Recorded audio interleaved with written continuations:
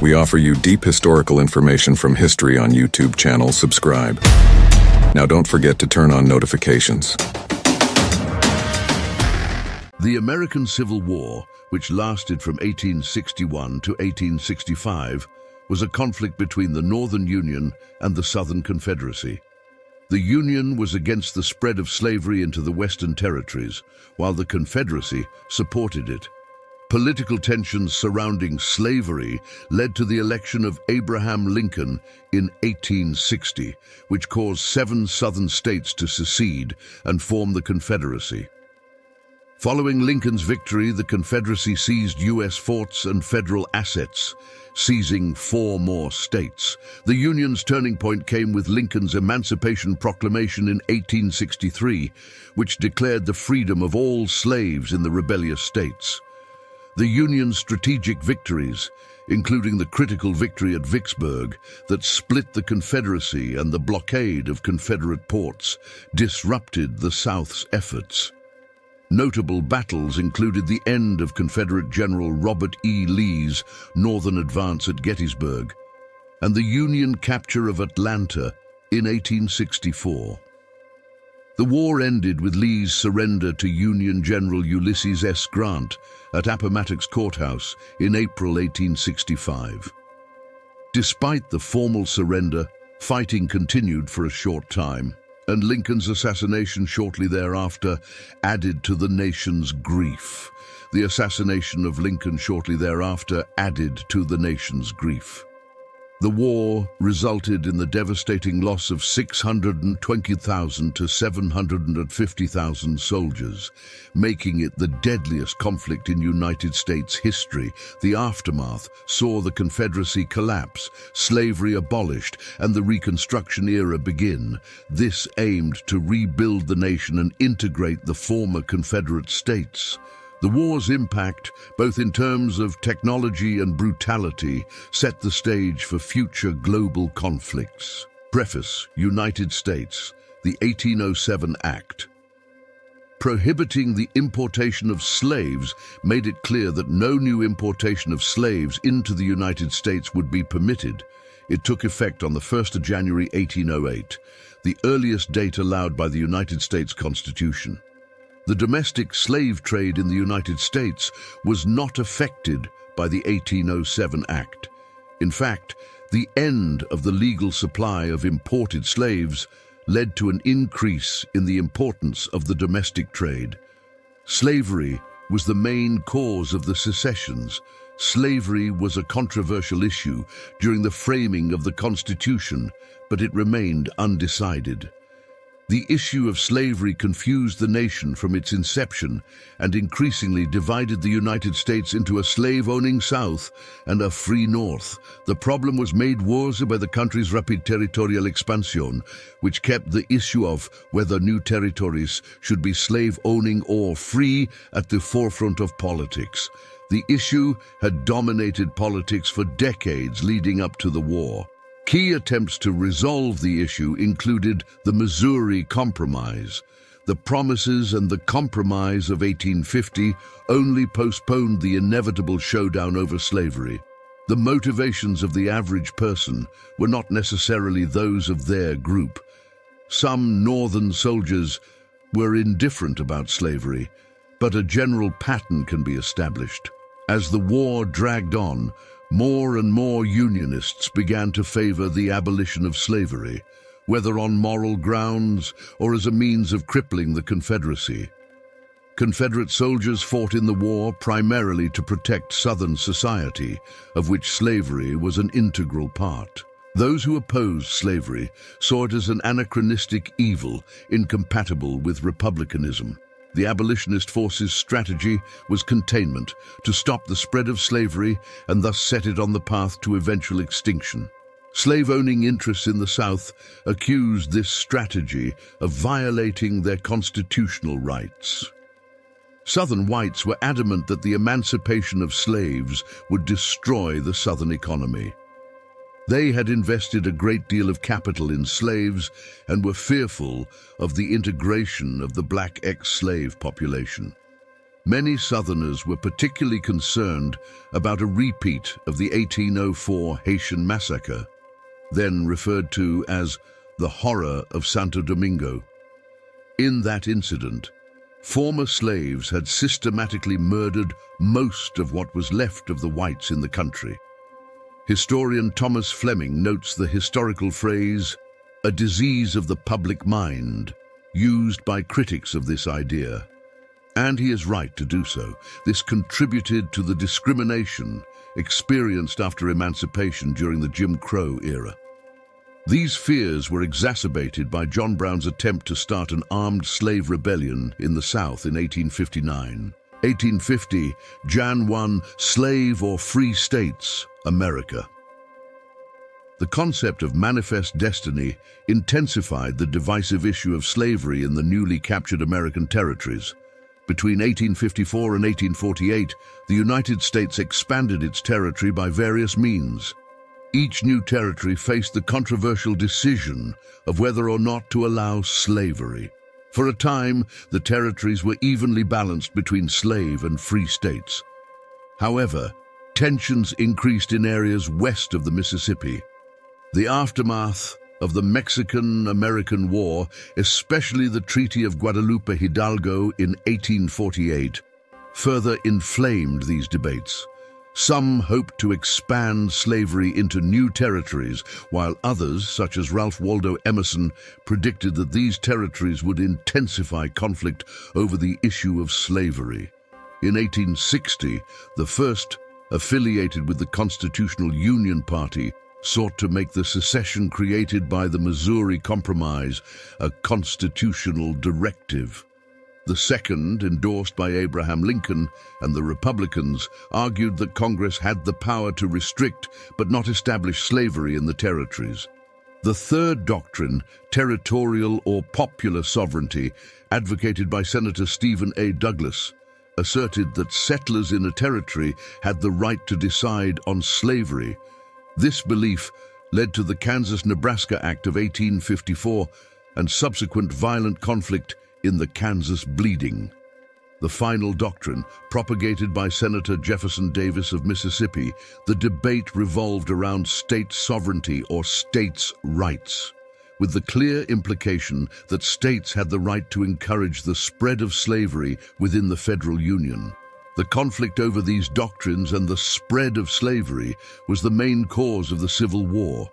Each of the doctrines represented different visions of the future of the United States and its stance against slavery, and emphasized deep divisions on the issue. As the presidential election approached, these ideologies represented the main debates on slavery, territories, and the interpretation of the U.S. Constitution. 1854, Jan 1, 1861, Jan Bleeding, Kansas, USA. The term Bleeding Kansas refers to a series of violent events that occurred in Kansas Territory and western Missouri between 1854 and 1859.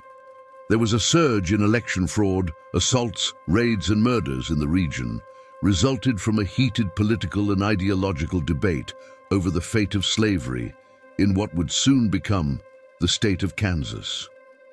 Pro-slavery, frontier bullies, and anti-slavery free staters were the main participants in this conflict. Estimates indicate up to 200 deaths, but 56 were documented. The conflict was about whether Kansas would enter the Union as a slave or a free state. This decision was of great national importance. Kansas's entry would alter the balance of power in the U.S. Senate, which was already deeply divided on the issue of slavery. 1854. The Kansas-Nebraska Act stipulated that the issue be resolved according to popular sovereignty and that settlers. This ignited further tensions as many pro-slavery sympathizers from Missouri entered Kansas under false pretenses to influence the vote. The political struggle soon escalated into a full-blown civil conflict marked by gang violence and guerrilla warfare. In parallel, Kansas experienced its own miniature civil war, with dueling capitals, constitutions, and legislatures. with US Presidents Franklin Pierce and James Buchanan openly supporting the pro-slavery factions. Both sides sought foreign aid. After extensive turmoil and congressional investigation, it became clear that a majority of Kansans wanted a free state. However, Southern representatives in Congress blocked this decision until many seceded during the secession crisis that precipitated the Civil War. The border region continued to witness violence throughout the Civil War. The events of Bleeding Kansas exposed the inevitable nature of conflict over slavery, highlighted the impossibility of resolving territorial disputes without violence, and served as a grim prelude to the larger Civil War. Today, numerous monuments and historic sites honor this period. 1857 MR 6 Dred Scott decision, Washington, D.C., USA. The Dred Scott vs. Sanford case is one of the most controversial decisions in the history of the U.S. Supreme Court. In 1857, the court ruled that the Constitution did not recognize people of Black African descent as American citizens, and that they were therefore denied the rights and privileges of citizens. This was one of the court's saddest decisions. It centered on Dred Scott, an enslaved black man who had lived in areas where slavery was illegal. Scott argued that his time in these areas had earned him freedom, but the Supreme Court ruled against him in a 7-2 decision. Chief Justice Roger Taney wrote the majority opinion, which stated that individuals of African descent were not intended to be included as citizens in the Constitution. He also cited historical law to argue that a clear distinction between white citizens and those they had enslaved was intended. The court's decision also invalidated the Missouri Compromise, viewing it as an overreach of congressional authority regarding slaveholders' property rights. The decision was supported by slave-owning states, but strongly opposed by non-slave-owning states. It fueled the national debate over slavery and contributed significantly to the tensions that led to the American Civil War. Just a few years after the decision, the 13th and 14th Amendments to the U.S. Constitution were ratified, abolishing slavery and guaranteeing citizenship to all persons born or naturalized in the United States, respectively. In the wake of Dred Scott versus Sanford, the decision was seen to be overshadowed by larger political movements and events. It is a widely held view among historians that the decision made by the Supreme Court in 1860 contributed to the divisions that led to the Civil War.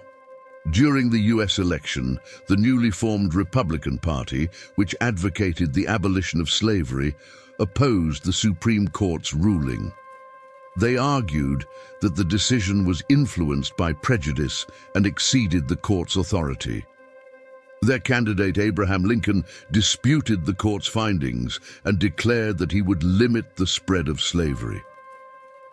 Lincoln's election was the catalyst for the secession of the Southern states, marking the beginning of the American Civil War. 1859, OCT, 16 OCT. 18 John Brown's Harper's. Ferry raid abolitionist John Brown led a raid on the U.S. arsenal at Harper's Ferry, Virginia, now West Virginia, between 16 and 18th October 1859. 9 in an attempt to spark a widespread slave rebellion in the southern states. This event, considered by some to be a precursor to the Civil War, saw Brown and his band of 22 men ultimately defeated by U.S. Marines, led by First Lieutenant Israel Green. The aftermath of the raid was significant. 10 raiders were killed in the skirmish, 7 were executed after a trial, and 5 managed to escape. Prominent figures, notably Robert E. Lee, Stonewall Jackson, Jeb Stuart, and John Wilkes Booth, had roles or witnessed the unfolding events. Brown had even requested the attendance of noted abolitionists Harriet Tubman and Frederick Douglass, but they did not attend due to illness and doubts about the feasibility of the raid, respectively. The raid was the first national crisis to capitalize on the rapid news dissemination capacity of the newly invented electric telegraph. Journalists reached Harper's Ferry quickly, providing real-time updates on the situation. This immediacy of news emphasized the evolving landscape of reporting. Interestingly, contemporary reports used a variety of terms to describe the event, but raid was not among them. Descriptors such as riot, mutiny, and treason were more common. John Brown's daring act at Harper's Ferry sparked mixed reactions across the United States. While the South saw it as a direct attack on their way of life and the institution of slavery, some Northerners saw it as a courageous stand against oppression. Initially, public opinion dismissed the raid as the misguided endeavor of a bigot. However, Brown's eloquent speech during his trial, coupled with the advocacy of supporters such as Henry David Thoreau, made him a symbolic figure championing the cause of the Union and the abolition of slavery.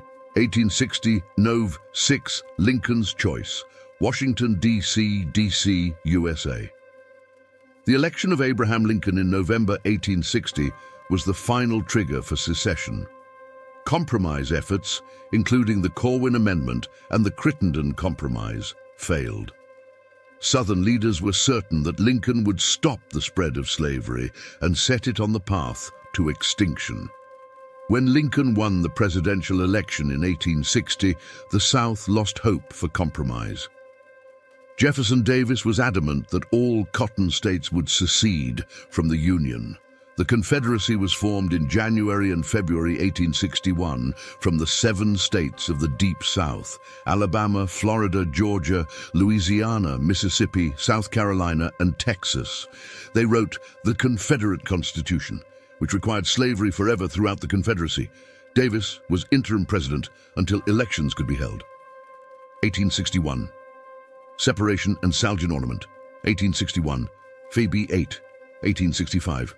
May 9. Confederated States of America, Richmond, VA, USA. The Confederacy was formed on 8 February 1861 by 7 slave states and seceded by 9 May 1865. South Carolina, Mississippi, Florida, Alabama, Georgia, Louisiana, and Texas.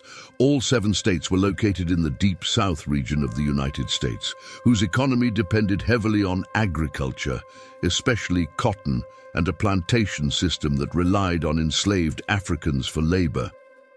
They were convinced that white supremacy and slavery were threatened by the election of Republican candidate Abraham Lincoln to the U.S. presidency in November 1860 on a platform opposing the spread of slavery to Western territories. They declared their secession from the United States along with loyalists. In his cornerstone speech, Confederate Vice President Alexander H. Stephens boldly stated that the Confederacy's ideology was based on the fundamental truth that the Negro is not equal to the white man, that slavery is his natural and normal condition of submission to the superior race. 13th April, 1861. Battle of Fort Sumter, Charleston, SC, USA. The American Civil War began on 12 April 1861 when Confederate forces opened fire on Union-held Fort Sumter. Fort Sumter was located in the middle of Charleston Harbor, South Carolina. Its status had been disputed for months, with outgoing President Buchanan refusing to reinforce the Union garrison in the harbor under the command of Major Robert Anderson. Anderson took matters into his own hands and on 26 December 1860, under cover of darkness, sailed the garrison from the poorly situated Fort Moultrie to the sturdy island of Fort Sumter. Anderson's actions catapulted him to hero status in the North. An attempt to resupply the fort in January 1861 failed and nearly started the war at that moment. However, an informal armistice was secured. In March, Lincoln's newly sworn-in Lincoln was informed that the fort was running low on supplies. Fort Sumter proved to be one of the main challenges of the new Lincoln administration. Secretary of State Seward's back-channel dealings with the Confederates undermined Lincoln's decision-making. Seward wanted out of the fort. Lincoln's firm hand tamed Seward, and Seward became one of Lincoln's most loyal allies. Lincoln ultimately decided that holding the fort, which would require it to be fortified, was the only viable option. On 6th April, Lincoln informed the governor of South Carolina that a ship with food but no ammunition would attempt to supply the fort. Historian Macpherson describes this as the first sign of the ingenuity that would mark Lincoln's presidency. The Union would win if it could resupply and hold the fort, and the South would be the aggressor if it fired on an unarmed ship providing aid to starving people. On 9th April, a Confederate cabinet meeting resulted in President Davis ordering General P.G.T. Beauregard to take the fort before supplies arrived. At 4:30 a.m. on 12th of April, Confederate forces fired the first of 4 shots. On 12th of April, Confederate forces fired the first of 4,000 shells into the fort, which fell the next day. In April, Lincoln urged the states to field 75,000 volunteer soldiers for 90 days, and excited Union states quickly filled quotas. In May 1861, Lincoln called for 42,000 more volunteers to be called up for a period of 3 years. Shortly thereafter, Virginia, Tennessee, Arkansas, and North Carolina seceded and joined the Confederacy. To honor Virginia, the Confederate capital was moved to Richmond. 1861, APR 19 Unity blockade, North Atlantic Ocean. In early 1861, General Winfield Scott devised the Anaconda Plan to win the war with as little bloodshed as possible. It called for a blockade of the Confederacy and the slow suffocation of the South into submission. Lincoln adopted parts of the plan but chose to pursue a more active vision of war. In April 1861, Lincoln announced that the Union had blockaded all southern ports. Merchant ships could not obtain insurance, and regular traffic ceased. The South made the mistake of embargoing cotton exports in 1861 before the blockade went into effect. By the time they realized the mistake, it was too late. King Cotton was dead. The South was able to export less than 10% of its cotton. The blockade closed 10 Confederate ports, with railroads carrying almost all of the cotton. New Orleans, Mobile, and Charleston were notable exceptions. By June 1861, warships were stationed off the major southern ports, and a year later nearly 300 ships were in service. The blockade required a 3,500-mile, 5,600 kilometers. The Confederates were forced to watch the Atlantic and Gulf coastline, including 12 major ports, notably New Orleans and Mobile, from a distance. They began the war with a shortage of military supplies and in desperate need of weapons too large for the agrarian South to provide.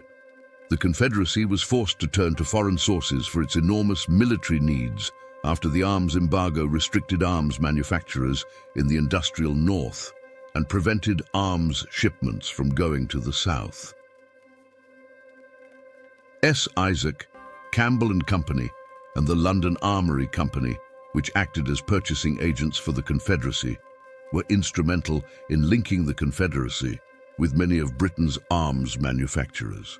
They ultimately became the Confederacy's main source of arms. In 23, to get the weapons safely to the Confederacy, British investors built small, fast, steam-powered blockade runners that traded weapons and supplies brought from England via Bermuda, Cuba, and the Bahamas in exchange for high-priced cotton. Most of the ships were light and designed for speed and could carry only relatively small quantities of cotton to England. When the Union Navy captured a blockade runner, the ship and cargo were condemned as prizes of war and sold with the proceeds to be given to Navy sailors. Most of the captured crew were British and were released. Fast enough to evade the Union Navy, these blockade runners could carry only a small fraction of the supplies needed. They were largely operated by foreign nationals using neutral ports such as Havana, Nassau, and Bermuda. The Union destroyed or captured about 1,500 blockade runners throughout the war, with the help of nearly 500 ships that it had commissioned. 1861. Jewel 21. First Bull Run Battle, Fairfax County, Virginia, USA. Just months after the start of the battle at Fort Sumter, the people of the North demanded a march against the Confederate capital of Richmond, Virginia, which was expected. The Confederacy was to be brought down swiftly. Political pressure forced Brig. Gen. Irvin McDowell to lead the inexperienced Union Army across Bull Run against the equally inexperienced Confederate Brig. Gen. P.G.T. Beauregard, who was camped near Manassas Junction. McDowell's ambitious plan for a surprise flanking attack on the Confederate left was poorly executed. Nevertheless, the Confederates planning to attack the Union left flank found themselves at an initial disadvantage. This was due to the arrival of Confederate reinforcements under Brig. General Joseph E. Johnston by railway from the Shenandoah Valley. The tide of battle quickly changed. A brigade of Virginians under the command of a relatively unknown brigadier, General Thomas J. Jackson of the Virginia Military Institute, stood its ground, and Jackson became known as Stonewall as a result.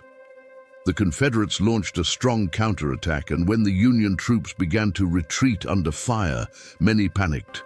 The retreat turned into a rout, with McDowell's men frantically running erratically in the direction of Washington, D.C. In the face of fierce fighting and numerous casualties, both armies sobered up and realized that the battle would be much longer and bloodier than either had expected. The First Battle of Bull Run exposed many of the typical problems and shortcomings of the first year of the war. Units were piecemeal, attacks were frontal, infantry failed to protect exposed artillery, tactical intelligence was minimal, and neither commander could effectively use his full strength. McDowell could only commit 18,000 men out of 35,000. The combined Confederate forces numbered around 32,000 men, while the Union force numbered 18,000. The First Battle of Bull Run, the name used by Union forces, was also known as the First Battle of Manassas, the name used by Confederate forces. It was the first major battle of the American Civil War. 1861, AUG 28, AUG 29, Hatteras, Entrance Batteries, Battle Cape Hatteras, NC, USA. The Battle of Hatteras Inlet Battery, 28-29 August 1861, was the first combined operation of the Union Army and the Navy. The Navy played a pivotal role in the American Civil War, resulting in Union dominance over the strategically important North Carolina Sounds. The two forts on the Outer Banks, Fort Clark and Fort Hatteras, had been built to protect the Confederates' commercial raiding activities. However, these were lightly defended, and their artillery was unable to attack the bombardment squad. The squadron was under the command of Flag Officer Silas H. Stringham, who was ordered to keep moving to avoid presenting a static target. Despite bad weather, the squadron managed to land troops under the command of General Benjamin Butler, who received the surrender of Flag Officer Samuel Barron. Despite bad weather, the squadron managed to land troops under General Benjamin Butler, who received the surrender of Flag Officer Samuel Barron. This battle marked the first successful application of the naval blockade strategy. By holding both forts, the Union gained valuable access to the Sounds, and commercial raiding was greatly reduced. The victory was welcomed by the northern population, demoralized following the humiliating First Battle of Bull Run. The engagement is sometimes known as the Battle of Forts Hatteras and Clark. 8 November 1861, Trent Incident, Bahamas. On 8 November 1861, the USS San Jacinto, under the command of Union Captain Charles Wilkes, intercepted the British mail packet RMS Trent and landed two Confederate envoys as contraband of war, James Murray Mason and John Slidell. James Murray Mason and John Slidell.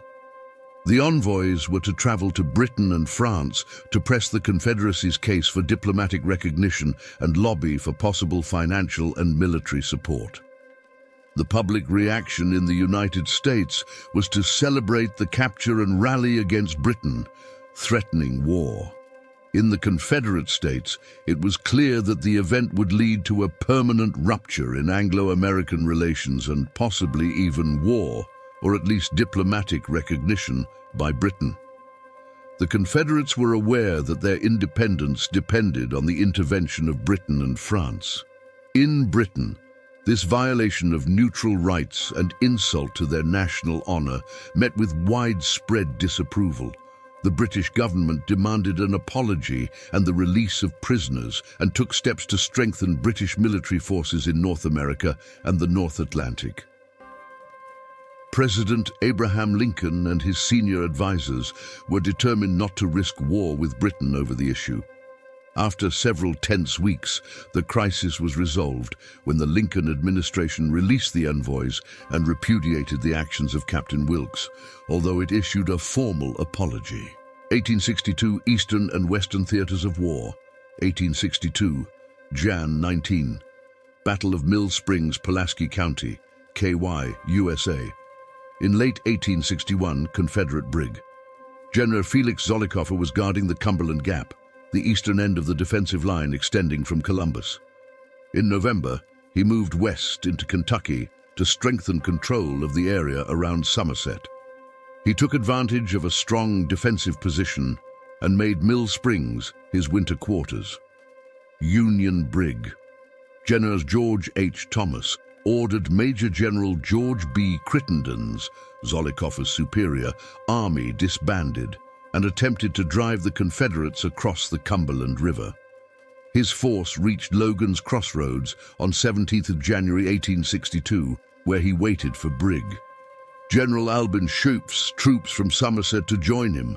The Confederate force under Crittenden attacked Thomas at Logan's Crossroads at dawn on 19th January. The Confederates were unaware that Schoepf's troops had arrived as reinforcements.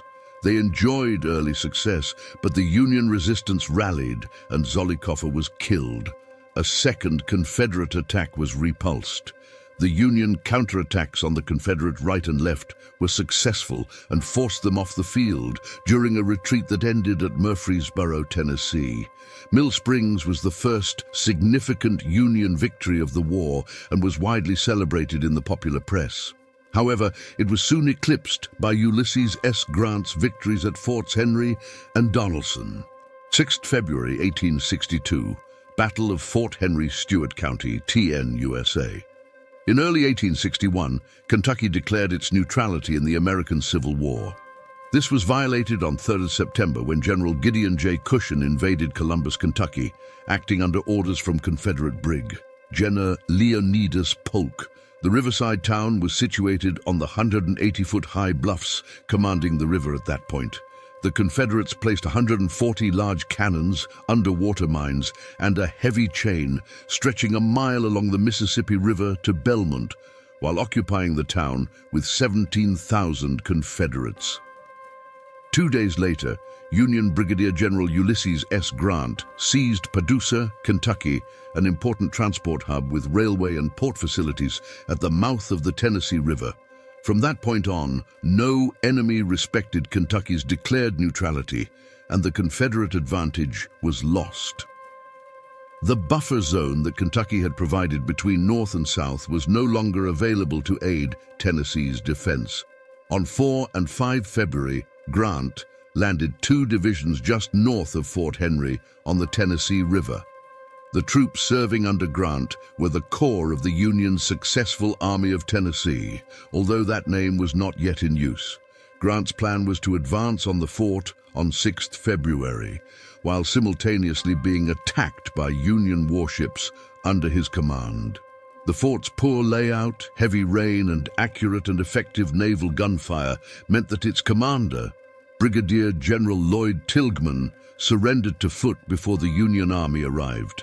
1862 FEB 11, Phoebe 16, Battle of Fort Donelson, Fort Donelson National Battlefield. Following his capture of Fort Henry on the 6th of February, Grant moved his army, later to become the Union Army of Tennessee, 12 miles, 19-kilometer overland to Fort Donelson from 11/13 to February. He conducted several small exploratory attacks. On 14th of February, Union gunboats under Flag Officer Andrew H. Foote attempted to reduce the fort with gunfire, but were forced to withdraw after suffering heavy damage from the fort's water batteries.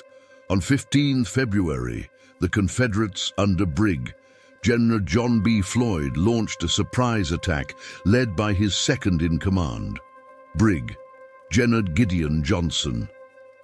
Pillow attacked the right flank of Grant's army with the objective of opening an escape route for a retreat to Nashville, Tennessee. Grant was away from the battlefield at the start of the attack, but arrived to gather his men and counterattack. Pillow's attack succeeded in opening the route, but Floyd became discouraged and ordered his men back to the fort. The next morning, Floyd and Pillow fled with a small detachment of troops, leaving command to Brig, General Simon Bolivar Buckner, who later that evening accepted Grant's demand for unconditional surrender. The battle resulted in nearly all of Kentucky, as well as much of Tennessee, including Nashville, coming under Union control. The capture opened the Cumberland River, an important avenue for the invasion of the South. He transformed Brig, General Ulysses S. Grant, from an uncertain and largely unproven leader to the rank of Major General, bestowing upon him the nickname Unconditional Surrender. Grant, 1862 FEB 28, APR 8 Island War No. 10, New Madrid, MO, USA Island. No. 10, a small island at the bottom of a narrow double turn in the river, was held by the Confederates from the earliest days of the war. It was the perfect location to thwart Union efforts to invade the South along the river. Since ships had to approach the island from the bow and then slow to make a turn, it was the ideal spot for the Confederates to defend. However, the defenders had an inherent weakness. They depended on a single road for supplies and reinforcements. If an enemy force managed to cut this road, the garrison would be isolated and forced to surrender. Union forces began the siege in March 1862, shortly after the Confederate Army abandoned its positions at Columbus, Kentucky. The Union Army of Mississippi, under the command of Brigadier General John Pope, made initial surveys and arrived overland via Missouri.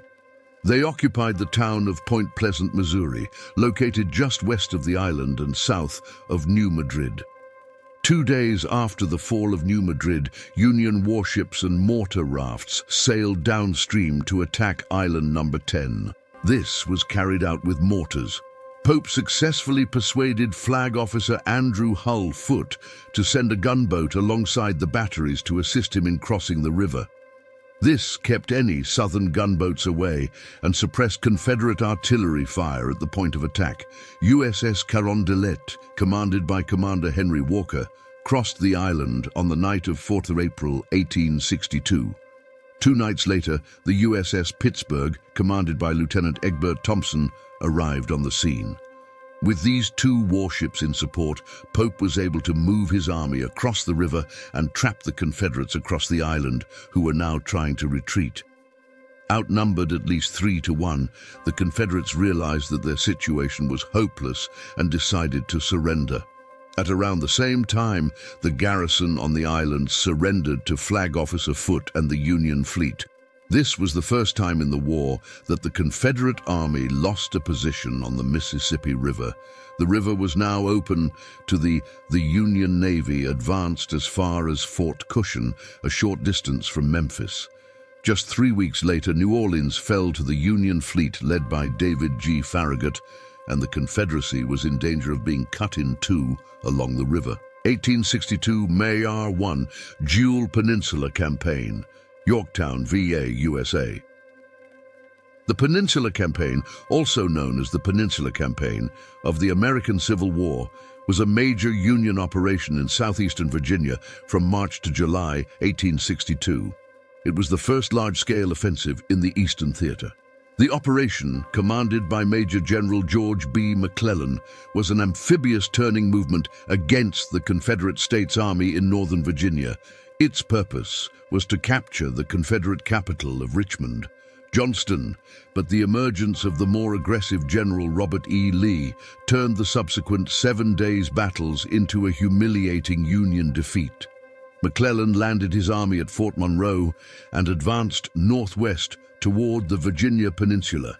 McClellan was surprised by Confederate brig General John B. Magruder's defensive position at Warwick Line. With his hopes for a quick advance dashed, McClellan ordered his army to prepare for the siege of Yorktown. Just before preparations for the siege were completed, the Confederates, now directly under Johnston's command, began their retreat towards Richmond. The first heavy fighting of the campaign occurred at the Battle of Williamsburg, where Union troops won some tactical victories, but the Confederates continued to retreat. An amphibious flank movement to Eltham's Landing was ineffective in stemming the Confederate retreat. At the Battle of Drury's Bluff, the U.S. Navy's attempt to reach Richmond via the James River was repulsed. When McClellan's army reached the outskirts of Richmond, a small battle occurred at Hanover Courthouse, but this was followed by a surprise attack by Johnston at the Battle of Seven Pines, or Fair Oaks. The battle was inconclusive, but it had a lasting impact on the campaign. Johnston was wounded by a Union artillery shell on 31 May, and the next day was taken by Robert E. Lee, who reorganized his army and prepared for the final battles between 25 June and 1 July. These battles, popularly known as the 7 Days Battles, were the turning point of the campaign.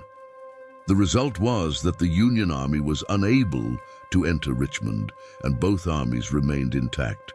1862, Ma 1, John Jackson's Valley Operation, Shenandoah Valley, Virginia U. The Jackson's Valley Campaign, also known as the Shenandoah Valley Campaign of 1862, was Confederate Major General Thomas J. Stonewall Jackson's 1862 spring campaign through the Shenandoah Valley in Virginia during the American Civil War. Jackson's daring and quick, unpredictable movements on the interior lines saw his 17,000 men march 646 miles, 1,040 kilometers, in 48 days, winning several small battles and successfully engaging 3 Union armies, 52,000 men. This prevented them from strengthening the Union offensive against Richmond. Jackson followed up his successful campaign with forced marches to join General Robert E. Lee for the 7 days battles outside Richmond. His daring campaign elevated him to the position of the most famous general in the Confederacy, a reputation later replaced by Lee. It has since been studied by military organizations around the world. 7th March 1862, Battle of Pea Ridge, Leetown, WV, USA. The Battle of Pea Ridge, 7 to 8 March 1862, also known as the Battle of Elkhorn Tavern, took place near Leetown, northeast of Fayetteville, Arkansas.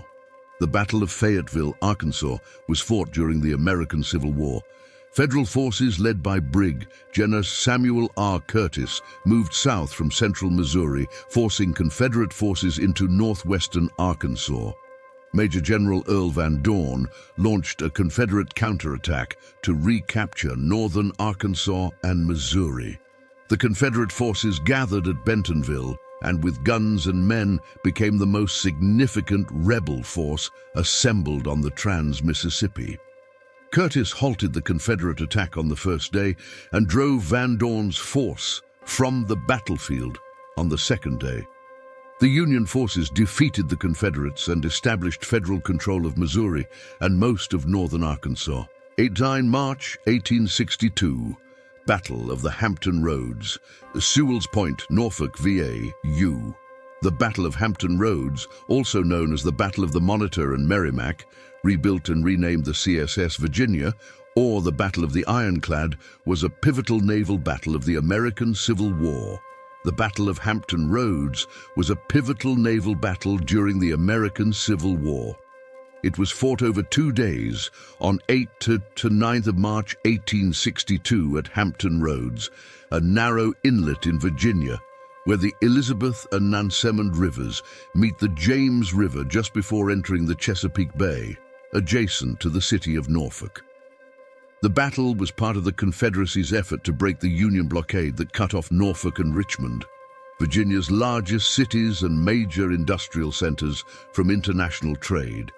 At least one historian has argued that the Confederacy sought to gain full control of Hampton Roads to protect Norfolk and Richmond rather than to break the blockade. This battle is of great importance because it was the first encounter of the armored battleships USS Monitor and CSS Virginia.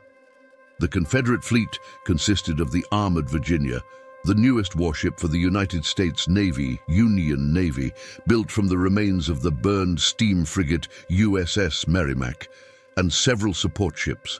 The battle attracted worldwide attention and had immediate effects on navies around the world. The leading naval powers, Great Britain and France, halted further construction of wooden-hulled ships, and others followed suit. Although Britain and France had been engaged in a fierce arms race since the 1830s, the Battle of Hampton Roads signaled the coming of a new era of naval warfare for the entire world. The Battle of Hampton Roads marked the start of a new era of naval warfare for the entire world. 1862. Mir 23 First Battle of Kernstown, Frederick County, VA, USA.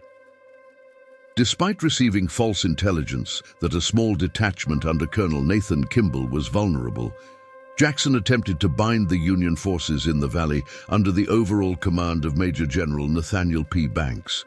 In fact, it was a full infantry division, twice the size of Jackson's force. The initial cavalry attack was repulsed, and he immediately reinforced with a small brigade of infantry. Jackson, along with his other 2 brigades, attempted to encircle the Union through Sandy Ridge. However, Colonel Erastus B. Tyler's brigade opposed this move, and when Kimball's brigade came to his aid, the Confederates were driven from the field. There was no effective Union pursuit. Although the battle was a tactical defeat for the Confederacy, it represented a strategic victory for the South.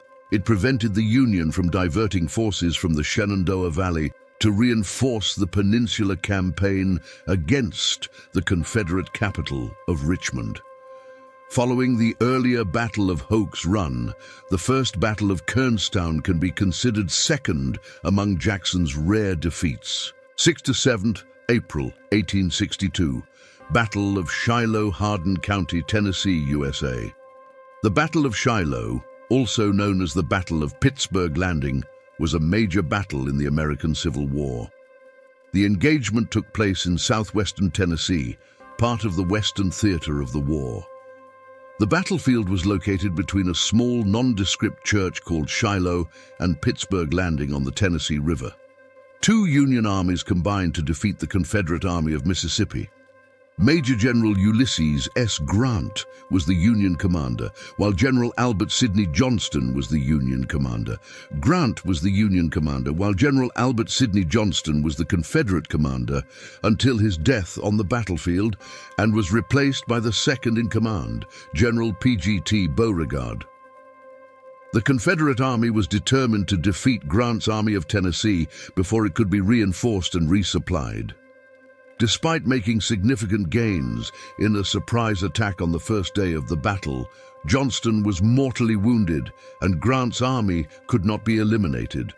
Grant's Army of Tennessee was reinforced overnight by one of his divisions further north, and they were also joined by parts of the Army of the Ohio under Major General Don Carlos Buell. In a bold move, Union forces launched an unexpected counterattack in the morning that reversed the Confederate gains of the previous day. The exhausted Confederate army retreated further south, and a modest Union pursuit began and ended the next day. Although victorious, the Union Army suffered more casualties than the Confederates, and Grant was heavily criticized. Those not present at the battle often questioned the decisions made on the battlefield by leaders of both sides. The battle was the costliest conflict of the Civil War up to that point, with nearly 24,000 casualties, making it one of the bloodiest battles in the entire war. 1862, APR 18, APR 28 Battle of Forts Jackson and St. Philip, Plaquemines Parish, Louisiana. Winfield Scott devised the Union strategy, which was the Anaconda Plan, which envisioned the Confederacy was to be partitioned by gaining control of the Mississippi River. The first step in such operations was the implementation of a Union blockade. Once the blockade was established, a Confederate naval counterattack attempted to drive the Union fleet away, resulting in the Battle of Crossing's Head. The Union counterattack was to enter the mouth of the Mississippi River, land at New Orleans, and capture the city. This would close the mouth of the Mississippi to Confederate shipping both from the Gulf and from Mississippi river ports still used by Confederate ships. By mid-January 1862, Flag Officer David G. Farragut had taken the initiative and undertaken this undertaking with the West Gulf Blockading Squadron. The road was soon opened, except for a water crossing held by Confederate artillery, Fort Jackson and Fort St. Philip. The Union Navy Squadron attacked the two Confederate forts on the Mississippi River south of New Orleans. The forts were safe as long as they could block the Federal forces from advancing towards the city.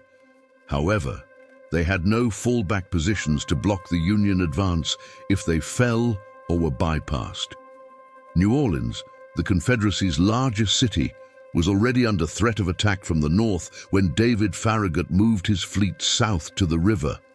Although the Union threat from upriver was geographically more remote than from the Gulf of Mexico, the Confederate War and Navy departments at Richmond were forced to strip the area of much of its defense after a series of losses in Kentucky and Tennessee. The local defenses had been abandoned, leaving only 2 forts and a few ships in the south by mid-April. Undeterred by the pressure from the north, President Abraham Lincoln mobilized a combined Army-Navy operation to attack from the south. The Union Army offered 18,000 troops, led by political General Benjamin F. Butler. The Navy contributed the bulk of the Western Gulf Blockading Squadron, commanded by Flag Officer David G. Farragut. The squadron was reinforced by a fleet of semi-autonomous mortar ships and their support vessels under Commander David Dixon Porter. The ensuing battle can be divided into 2 parts. The bombardment of Confederate-held forts with raft-mounted mortars was largely ineffective, while the bulk of Farragut's fleet successfully passed the forts on the night of 24th April.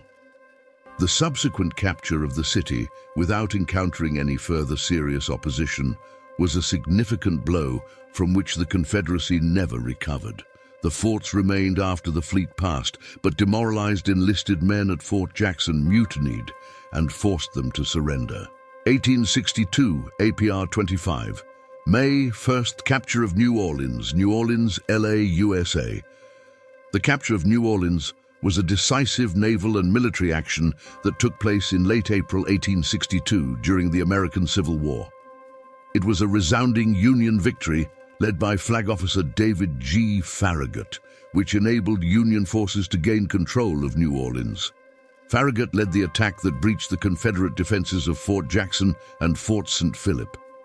Despite heavy fire and obstacles such as chains and floating torpedoes, mines, Farragut's fleet breached the forts, advanced upriver, and reached the city of New Orleans.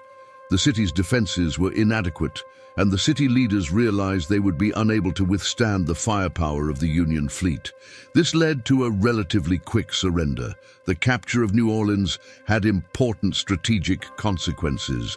The capture of New Orleans cut off the Confederacy's vital trade route and paved the way for the Union to control the entire Mississippi River.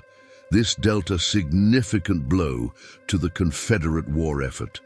The event boosted Northern morale and exposed the vulnerability of the Confederate coastline.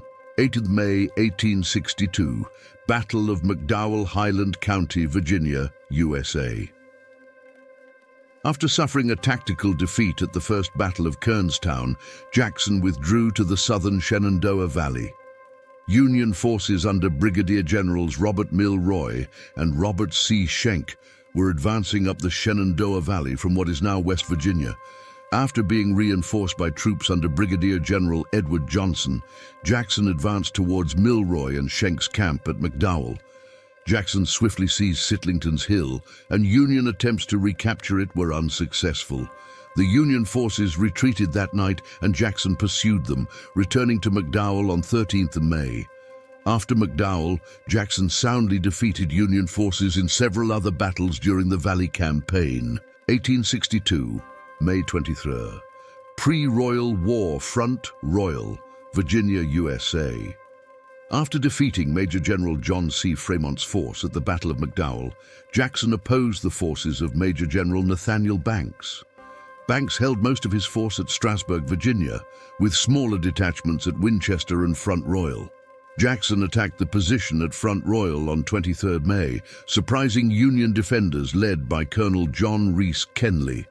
Kenly's men took a stand at Richardson's Hill and used artillery fire to stop the Confederates before they could escape along the South Fork and North Fork of the Shenandoah River. Union troops then retreated across both forks to Guard Hill, where they held until Confederate troops crossed the North Fork. Kenly made a last stand at Cedarville, but an attack by 250 Confederate cavalrymen shattered the Union position. Most of the Union soldiers were captured, but Banks was able to withdraw his main force to Winchester. 2 days later, Jackson drove Banks from Winchester and won 2 more victories in June. Jackson's campaign in the Shenandoah Valley prevented 60,000 Union soldiers from joining the Peninsula Campaign. His men joined Robert E. Lee's Confederate force in time for the 7 days battles. 1862, May 25, First Battle of Winchester, Virginia, USA. Major General Nathaniel P. Banks was informed on 24th May 1862 that the Confederates had captured his garrison at Front Royal, Virginia, and were advancing towards Winchester. Banks was stationed at Winchester to halt the Confederate advance. Jackson surrounded the right flank of the Union Army under Major General Nathaniel P. Banks and pursued him as he fled across the Potomac River into Maryland. Jackson's success in achieving force concentration early in the conflict allowed him to achieve a more decisive victory that had eluded him in the campaign's earlier battles. First, Winchester was a major victory in Jackson's Valley Campaign, both tactically and strategically. Union plans for the Peninsula Campaign, an offensive against Richmond, were disrupted by Jackson's audacity. Thousands of Union reinforcements were diverted to the Valley and the defense of Washington, D.C. The 1862 May 31st, June 1st Battle of Seven Pines, Henrico County, Virginia, USA. The Battle of Seven Pines, also known as the Battle of Fair Oaks or Fair Oaks Station, was a decisive victory for the Union. It took place near Sandston, Henrico County, Virginia, on 31st May and 1st June 1862 as part of the Peninsula Campaign of the American Civil War. This was the pinnacle of Union Major General George B. McClellan's offensive up the Virginia Peninsula, in which the Army of the Potomac reached the outskirts of Richmond. In May, Confederate General Joseph E. Johnston attempted to overwhelm 2 Federal units that appeared isolated south of the Chickahominy River, were driven back by Confederate attacks, which were poorly coordinated but succeeded in inflicting heavy casualties on IV Corps. Reinforcements arrived, and both sides sent more and more troops into action.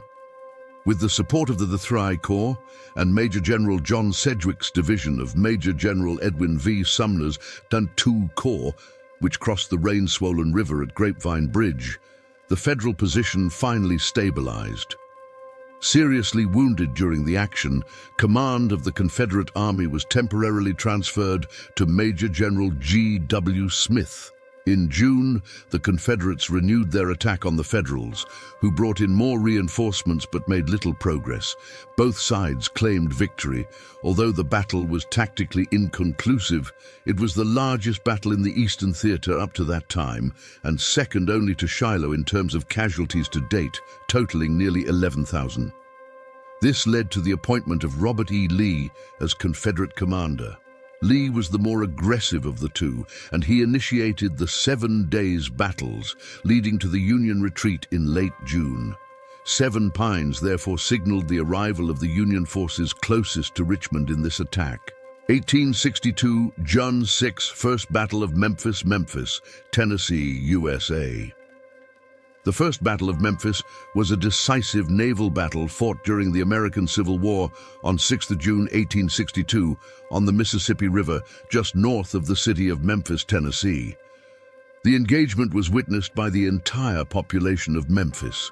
It resulted in a resounding defeat for Confederate forces and marked the de facto elimination of a Confederate naval presence on the river.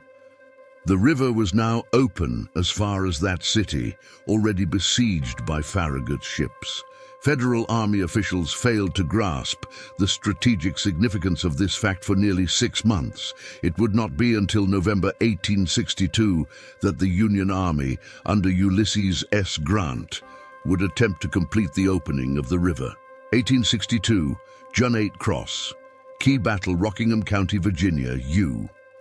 The hamlet of Port Republic, Virginia, lies on a neck of land between the North and South Rivers, which join to form the South Fork Shenandoah River. On 6 to 7 June 1862, Jackson's army of about 16,000 men was massed north of Port Republic. Major General Richard S. Ewell's division was positioned on the banks of Mill Creek near Goods Mill, while Brigadier General Charles S. Winder's division was on the north bank of the North River, near the bridge. The Alabama Infantry Regiment was left to block the roads at Union Church. Jackson's headquarters were at Madison Hall in Port Republic, with army trains parked nearby. 2 Union columns converged on Jackson. Major General John C. Fremont's army, about 15,000 strong, moved south on the Valley Pike and reached the vicinity of Harrisonburg on 6 June. General James Shields, about 10,000 strong, moved south from Front Royal in the Luray, Pageage Valley, but was badly strained by the muddy Luray Road. At Port Republic, Jackson controlled the last intact bridge over the North River and fords over the South River, allowing him to unite Fremont and Shields. While Jackson met Shields on the east bank of the South Fork of the Shenandoah River, he decided to check Fremont's advance on Mill Creek. A Confederate signal station at Massanutten monitored the Union advance. The Confederate forces under John C. Fremont, 5,800 men, successfully defended their position and repulsed an attack by the Union forces under Richard S. Ewell, 11,500 men, forcing Fremont to retreat with his forces. 9 June 1862. Harbor Republic War, Rockingham County, Virginia. Hugh Jackson was informed at 7 a.m. that the Federals were approaching his corner. He ordered Winder's Stonewall Brigade to charge through the thinning fog without waiting for the bulk of his force to come up. The brigade was caught between artillery on its flank and rifle volleys in front of it forced them to fall back in confusion. In the vanguard of Shields' army, they encountered 2 brigades of 3,000 men under Brig Gen. Erastus B. Tyler. Jackson realized that Union artillery fire was coming from the spur of the Blue Ridge and tried to save himself from potential disaster. General Erastus B. Tyler. Realizing that Union artillery fire was coming from a spur of the Blue Ridge, Jackson sent the 2nd and 4th Virginia Infantry Regiments through the thick brush on the hill. They encountered 3 Union infantry regiments supporting the artillery and were driven back. After his attack on Coaling failed, Jackson ordered the rest of Ewell's division, particularly Trimble's brigade, to cross the North River Bridge and burn it in their rear. This would isolate Fremont's men north of the river. While waiting for these troops to arrive, Jackson reinforced his line with Taylor's brigade, the 7th Louisiana Infantry, and ordered Taylor to make another attempt against the Union batteries. Winder realized the Federals were about to attack and ordered a preemptive strike. However, the Stonewall Brigade was routed by close-range volleys and low ammunition. Ewell arrived on the battlefield and ordered the 44th and 58th Virginia Infantry Regiments to attack the left flank of the advancing Union battle line. Tyler's men retreated, but reorganized and drove Ewell's men into the woods south of Coaling. Taylor attacked the infantry and artillery at Coaling 3 times before emerging victorious. However, after reaching his objectives, he faced a fresh attack from 3 Ohio regiments. It was only the surprise appearance of Ewell's troops that convinced Tyler to withdraw his men. More Confederate reinforcements began to arrive, including a brigade of brigadiers. General William B. Taliaferro and the Union Army began a reluctant retreat. Jackson told Ewell, "He who does not see the hand of God in this is blind, sir." Jackson's haste had betrayed him into attacking before his troops were sufficiently mustered, which was made difficult by inadequate means to cross the river. The Battle of Port Republic was poorly managed by Jackson and was the most damaging to the Confederates. In terms of casualties, 816, a force half the size of his own, about 6. Union casualties were 1,002, with a high percentage representing prisoners. Following the Union defeats at Cross Keys and Port Republic, the Union armies withdrew, leaving Jackson in control of the upper and middle Shenandoah Valley. This allowed Jackson to free his army to support Robert E. Lee before Richmond in the 7 Days Battles. 1862, June 24, Jules 1st 7-day. Wars, Hanover County General District. The 7 Days Battles were a series of 7 battles fought over 7 days from 25 June to 1st July 1862. This was near Richmond, Virginia, during the American Civil War. Confederate General Robert E. Lee led the invading Union Army of the Potomac under Major General George B. McClellan away from Richmond and into a retreat on the Virginia Peninsula. The series of battles is sometimes erroneously known as the 7 Days Campaign, but in fact it was the culmination of the Peninsula Campaign, not a separate campaign in its own right. The 7 days began on Wednesday, 25th June 1862, with a Union attack at the small Battle of Oak Grove. However, McClellan quickly lost the initiative when Lee launched a series of attacks on Beaver Dam Creek, Mechanicsville, at Gaines Mill on 26 June. On 27 June, minor actions were fought at Garnett's and Golding's Farm on 27 and 28 June, and an attack was launched on the Union rear guard at Savage's Station on 29 June. McClellan's Army of the Potomac continued its retreat to the safety of Harrison's Landing on the James River. Lee's last chance to stop the Union Army was at the Battle of Glendale on 30 June. However, poorly executed orders and the delay of Stonewall Jackson's troops allowed his enemy to escape to a strong defensive position at Malvern Hill. At the Battle of Malvern Hill on 1st July, Lee launched futile frontal attacks and suffered heavy losses in the face of strong infantry and artillery defenses. McClellan's army, which had suffered about 16,000 casualties during the retreat, ended the 7 days in relative safety beside the James River. Lee's army, on the offensive during the 7 days, suffered more than 20,000 casualties. When Lee became convinced that McClellan would not continue his threat to Richmond, he moved north for the Northern Virginia Campaign and the Maryland Campaign. 1862, June 25, Battle of Oak Grove, Henrico County, Virginia, USA. Following the stalemate at the Battle of Seven Pines on 31st May and 1st June 1862, McClellan's Army of the Potomac sat passively in its positions on the eastern outskirts of Richmond. General Robert E. Lee, the new commander of the Army of Northern Virginia, used the next 3.5 weeks to reorganize his army, extend his defensive lines, and plan offensive operations against McClellan's larger army. McClellan was prepared for Lee to move. In the next 3.5 weeks, Lee reorganized his army, extended defensive lines, and planned offensive operations against McClellan's larger army. McClellan received intelligence that Lee was ready to move and that the arrival of Major General Thomas J. Stonewall Jackson's force from the Shenandoah Valley was imminent. McClellan was determined to continue the attack before Lee could. He was aware that Jackson's reinforcements were advancing from the north and increased cavalry patrols on possible approach routes. He was confident of seizing the high ground on 9 Mile Road in the vicinity of Old Tavern. He advanced his siege artillery about 1.5 miles into the town. In preparation for this, he planned an attack on Oak Grove, south of Old Tavern, and the Richmond and York River Railway, which would position his men to attack Old Tavern from 2 directions. Oak Grove, known locally for its tall oak trees, was the site of Major General D.H. Hill's attack on Seven Pines on 31st May. Since then, it has witnessed numerous skirmishes between pickets. The two armies were separated by a narrow, dense forest measuring 1 to 200 yards, 100 meters wide, bisected by the headwaters of White Oak Swamp. 2 divisions of the Thray Corps, under the command of Brig. Gens Joseph Hooker and Philip Kearny, faced off against the division of Confederate Major General Benjamin Huger.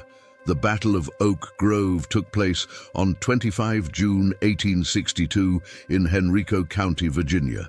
This was the first of the 7 Days Battles, Peninsula Campaign of the American Civil War.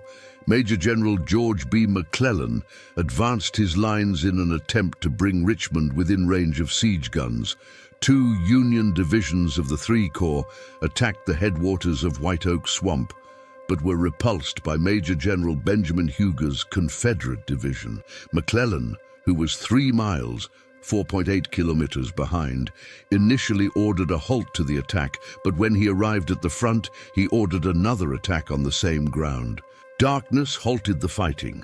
The Union troops gained only 600 yards, 550 meters, but this was at a cost of more than 1,000 casualties on both sides.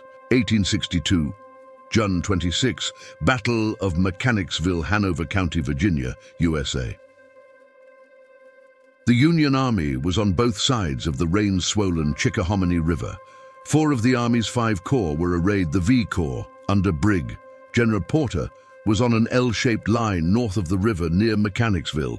It ran north-south behind Beaver Dam Creek and southeast along the Chickahominy. Lee moved most of his army north of the Chickahominy to attack the Union's northern flank. This concentrated about 65,000 men against 30,000, leaving only 25,000. He had to defend Richmond against the other 60,000 men of the Union Army. It was a risky plan that required careful execution, but Lee knew he could not win in a war of attrition or siege against the Union Army. General Jeb Stuart had rediscovered Porter's right flank as part of a daring patrol of the entire Union Army from 12 June to 15 June and found it vulnerable. Stuart's forces burned several Union supply ships and were able to report much of the strength and position of McClellan's army to General Lee. McClellan was aware of Jackson's arrival and presence at Ashland Station, but did nothing to reinforce Porter's vulnerable troops north of the river. Lee's plan was for Jackson to launch an attack on Porter's northern flank on 26 June. Major General A.P. Hill's Light Division advanced from Meadow Bridge when it heard Jackson's guns clear Union pickets at Mechanicsville, and then moved to Beaver Dam Creek. D.H. Hill and James Longstreet were to move through Mechanicsville. D.H. Hill would support Jackson and Longstreet would support A.P. Hill. Lee was certain that Jackson's flanking movement would force Porter to abandon his line behind the creek. Therefore, A.P. Hill and Longstreet would not have to attack Union trenches. South of the Chickahominy, Magruder and Huger would make a show of deceiving the 4 Union troops in their front line. The Battle of Beaver Dam Creek, also known as the Battle of Mechanicsville, took place on 26 June 1862 in Hanover County, Virginia. The Battle of Beaver Dam Creek was the first major engagement of the 7 days battles during the Peninsula Campaign of the American Civil War. It was the first major engagement of the 7 Days War, in which Confederate General Robert E. Lee defeated the Potomacs under Major General George B. McClellan, who threatened the Confederate capital of Richmond. Lee attempted to turn the Union right flank north of the Chickahominy River, with troops under Major General Thomas J. Stonewall Jackson, but Jackson failed to arrive in time. Instead, Major General A.P. Hill led his division, reinforced by one of Major General D.H. Hill's brigades, in a series of futile attacks against Brigadier General. The Confederate attacks were repulsed with heavy losses. Porter successfully withdrew his corps to Gaines' Mill, with the exception of Company F, aka the Hopewell Rifles, of the 8th Pennsylvania Reserve Regiment, which did not receive orders to withdraw. 1862, June 27. June 28 Garnett's and Golding's Farm War, Henrico County, Virginia, USA. While the fighting at Gaines's Mill continued fiercely north of the Chickahominy River, Confederate General John B. Magruder's forces conducted a reconnaissance in force at Garnett's Farm, which developed into a small attack against the Union line south of the river. The Confederates attacked again near Golding's Farm on the morning of 28 June, but were easily repulsed on both occasions. The action at Garnett's and Golding's farms did little more than convince McClellan that he was being attacked from both sides of the Chickahominy. 1862, June 27, Battle of Gaines, Milhanover County, Virginia, USA. Following the inconclusive Battle of Beaver Dam Creek, Mechanicsville, the previous day, Confederate General Robert E. Lee renewed his attacks on the Union Army's right flank was isolated on the north side of the Chickahominy River. Here, Brigadier General Fitz-John Porter's V Corps had established a strong defensive line behind Boatswain's Swamp. Lee's force, with about 57,000 men in 6 divisions, was destined to launch the largest Confederate attack of the war.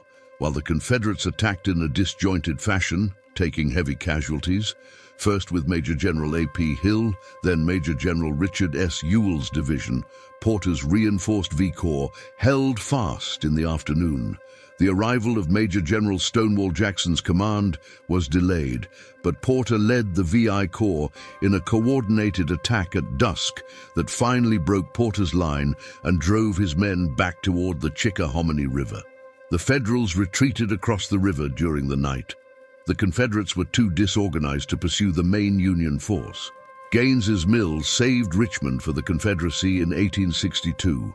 The tactical defeat there convinced Major General George B. McClellan, commander of the Army of the Potomac, to abandon his advance on Richmond and begin a retreat to the James River. 29th June 1862. Battle of Savage Station, Henrico County, Virginia, USA. The Army of the Potomac continued its retreat towards the James River. McClellan's army concentrated around Savage's Station on the Richmond and York. The river railway was preparing for a difficult crossing across and around White Oak Swamp. It did so without a central direction, because McClellan had personally moved south of Malvern Hill after Gaines's Mill, without leaving instructions or designating a second-in-command for course movements during the retreat. Union troops were ordered to burn everything they could not carry, filling the air with clouds of black smoke. Union morale plummeted, especially for the wounded who realized that they had not been evacuated from Savage's Station with the rest of the army. Lee devised a complex plan to pursue and destroy McClellan's army. While the divisions of Major General James Longstreet and A.P. Hill moved back to Richmond and then southeast to the junction at Glendale, and Major General Theophilus H. Holmes's division moved further south to the junction with General John B. Magruder's division. was ordered to move eastward along the Williamsburg Road and the York River Railroad to attack the Federal rearguard. Street and A.P. Hill moved back to Richmond and then southeast to the junction at Glendale, while Major General Theophilus H. Holmes' division moved further south. General John B. Magruder's division was ordered to move eastward along the Williamsburg Road and the York River Railroad to attack the Federal rearguard. Stonewall Jackson commands his own division as well as Major General D.H. Hill and the divisions of Brigadier General William H.C. Whiting. Jackson's orders are clear: build a bridge over the Chickahominy and move south to Saga Station, where he will link up with Magruder and deliver a powerful blow that will force the Union Army to turn and fight back during its retreat. Magruder followed along the railway and the Williamsburg Road, while Major General Edwin Vose Sumner's Union Army of the Second Chickahominy River lingered north of the Chickahominy River. Union forces continued their retreat across White Oak Swamp, leaving supplies and over 2,500 wounded soldiers in a field hospital. 1862. 30 June Battle of Glendale. Henrico County, Virginia, USA, General Robert E. Lee ordered the Confederate divisions of the Army of Northern Virginia, under the field command of Major Generals Benjamin Huger, James Longstreet, and A.P. Hill, to close in on the retreating Army of the Potomac of Union Major General George B. McClellan. In the vicinity of Glendale, or Fraser's Farm, they attempted to take the flank and destroy it in detail. The Army of the Potomac was moving from White Oak Swamp to retreat down the Chickahominy River to the James River after its perceived defeat at the Battle of Gaines' Mill. As the Union Army approached Glendale Junction, it was forced to turn south, leaving its right flank open to the west. Lee's intention was to launch a multi-pronged attack by his divisions against the Army of the Potomac at Glendale Junction, where a vanguard of Union defenders would be caught largely unawares. Lee's planned coordinated attack failed due to Huger's difficulties and the half-hearted efforts of Major General Thomas J. Stonewall Jackson, but successful attacks by Longstreet and Hill at Glendale Junction broke through the Union defenses at Willis Church and temporarily crossed the line. Union counterattacks closed the breach and turned the Confederates back, repulsing their attacks on the Willis Church Quaker Road line of retreat with brutal hand-to-hand combat. North of Glendale, Huger's advance was halted at Charles City Road. Near White Oak Swamp Bridge, Jackson's divisions were simultaneously delayed by Union Brigadier General William B. Franklin's troops at White Oak Swamp. South of Glendale, near Malvern Hill, Confederate Major General Theophilus H. Holmes made a feeble attempt to attack the Union left flank at Turkey Bridge, but was repulsed. The battle was Lee's best chance to cut off the Union Army from the safety of the James River, and his efforts to cut the Federal line in two failed. The Army of the Potomac successfully withdrew to the James, and that night the Union Army took up a strong position on Malvern Hill. 1862. 1st July Battle of Malvern Hill, Henrico County, Virginia, USA. The Union V Corps, commanded by Brigadier General Fitzjohn Porter, took up position on the hill on 30th of June. McClellan, who had boarded the ironclad USS Galena and sailed down the James River to inspect Harrison's Landing, where he planned to base his army, suffered several setbacks in his preparations. Poor maps and faulty instructions caused Confederate Major General John Magruder to arrive late for the battle. Excessive vigilance delayed Major General Benjamin Huger, and Major General Stonewall Jackson had difficulty assembling Confederate artillery. The battle was fought in phases: an initial exchange of artillery fire, a small attack by Confederate Brigadier General Lewis Armistead, and 3 successive waves of Confederate infantry attacks, triggered by vague orders from Lee and the actions of Major Generals Magruder and D.H. Hill. Over the course of 4 hours, a series of planning and communications errors had led Lee's forces to launch 3 unsuccessful frontal infantry attacks, unsupported by Confederate artillery, which charged across hundreds of yards of open ground into tightly entrenched Union infantry and artillery defenses.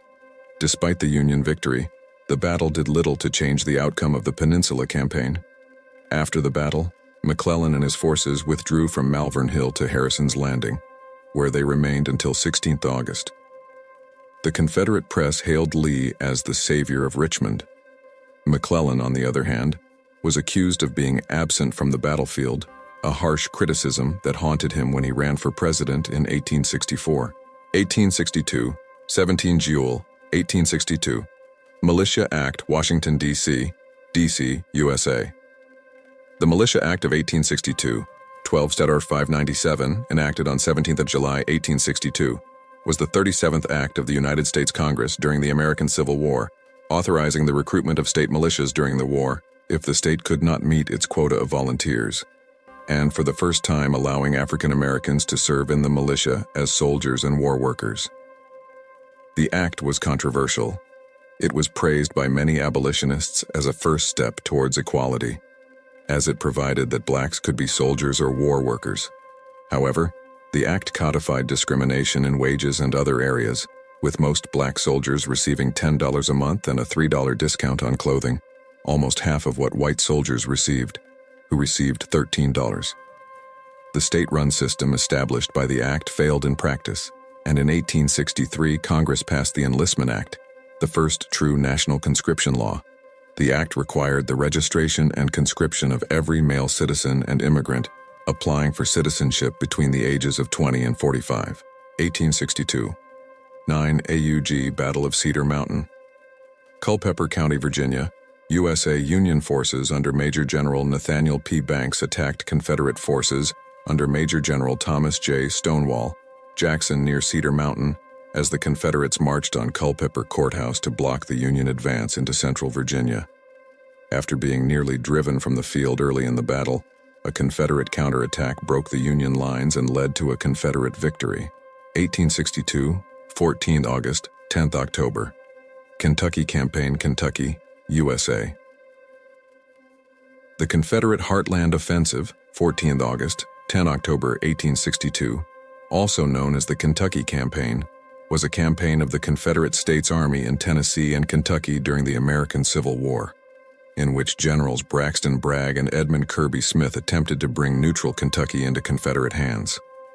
Although they had some success, notably a tactical victory at Perryville, they soon withdrew, leaving Kentucky essentially under Union control for the rest of the war. 1862, 28th August, 30th August 2nd. Bull Run War, Prince William County, Virginia. The Second Battle of Bull Run, or Battle of Second Manassas, was fought in Prince William County, Virginia, from 28 to 30 August 1862, during the American Civil War. It was the culmination of the Northern Virginia Campaign, waged by Confederate General Robert E. Lee's Army of Northern Virginia against Union Major General John Pope's Army of Virginia, and a battle of much greater scale and number than the First Battle of Bull Run, or First Manassas, fought on the same ground on 21 July 1861. After an extensive siege march, Confederate Major General Thomas J. Stonewall Jackson captured the Union Supply Depot at Manassas Junction, threatening Pope's line of communication with Washington, D.C. He took up secret defensive positions on Stony Ridge and awaited the arrival of Lee's wing of his army, under Major General James Longstreet. In August 1862, Jackson attacked a Union column at Bronner's Farm, east of Gainesville, causing a stalemate but successfully drawing Pope's attention. On the same day, Longstreet broke through light Union resistance at the Battle of Thoroughfare Gap and approached the battlefield. Convinced he had Jackson trapped, Pope concentrated the bulk of his army against him. In August, Pope launched a series of attacks against Jackson's position on an unfinished railroad grade, which were repulsed with heavy casualties on both sides. Longstreet arrived on the field from Thoroughfare Gap at midday and took up position on Jackson's right flank. On 30th August, Pope renewed his attacks, apparently unaware that Longstreet was on the field. Massed Confederate artillery counterattacked in the largest simultaneous massed attack of the war, as Longstreet's 5 Division, 25,000-strong flank, devastated a Union attack by Major General Fitz-John Porter's V Corps. Only an effective Union rearguard action prevented a repeat of First Manassas. Nevertheless, Pope's retreat to Centerville was abrupt. The success of this battle encouraged Lee to launch Operation Maryland, the South's invasion of the North. 1862, 29. August. 30th August Battle of Richmond, Kentucky, USA. The Battle of Richmond, fought on 29th to 30 August 1862 near Richmond, Kentucky, was one of the largest Confederate victories of the American Civil War, pitting Confederate forces under the command of Major General Edmund Kirby Smith against Union troops led by Major General William Bull Nelson. This engagement marked the beginning of the pivotal Battle of the Kentucky Campaign. The battlefield was now located on the grounds of the Bluegrass Army Depot. Prior to the battle, Confederate forces seeking a strategic advance into Kentucky sought to re-establish the shadow Confederate government in the state and bolster their ranks through recruitment. The Confederate Army of Kentucky, led by Smith, began its movement in mid-August, paralleling the western efforts of General Braxton Bragg's Army of the Mississippi. The actual conflict flared up when Confederate cavalry under Brigadier General Patrick Cleburne clashed with Union forces. Despite the initial skirmishes, timely reinforcements and strategic positioning allowed the Confederates to outflank and outmaneuver the Union regiments, ultimately resulting in a powerful Confederate assault that forced the Union forces to retreat. The results of the battle were devastating for the Union. Not only did Nelson and some of his troops escape, but the Confederates captured more than 4,300 Union soldiers. The casualties were heavily disproportionate. The Union suffered 5,353 casualties compared to 451 for the Confederacy. The victory paved the way for the Confederate advance north to Lexington and Frankfort. The distinguished Civil War historian Shelby Foote praised Smith's tactical skill in the battle, equating it to the historic Battle of Cannae in its decisive nature. 1862 September, 20th of September. The South invades the North Sharpsburg, MD, USA. The Maryland Campaign, or Antietam Campaign, took place from 4 to 20 September 1862 during the American Civil War. Confederate General Robert E. Lee's initial invasion of the North was repulsed by the Army of the Potomac under Major General George B. McClellan, who moved to stop Lee and his Army of Northern Virginia and eventually attacked him near Sharpsburg, Maryland. The resulting Battle of Antietam was the bloodiest single-day battle in American history. Following his victory in the Northern Virginia campaign, Lee moved north along the Shenandoah Valley with 55,000 men, beginning on 4th September 1862.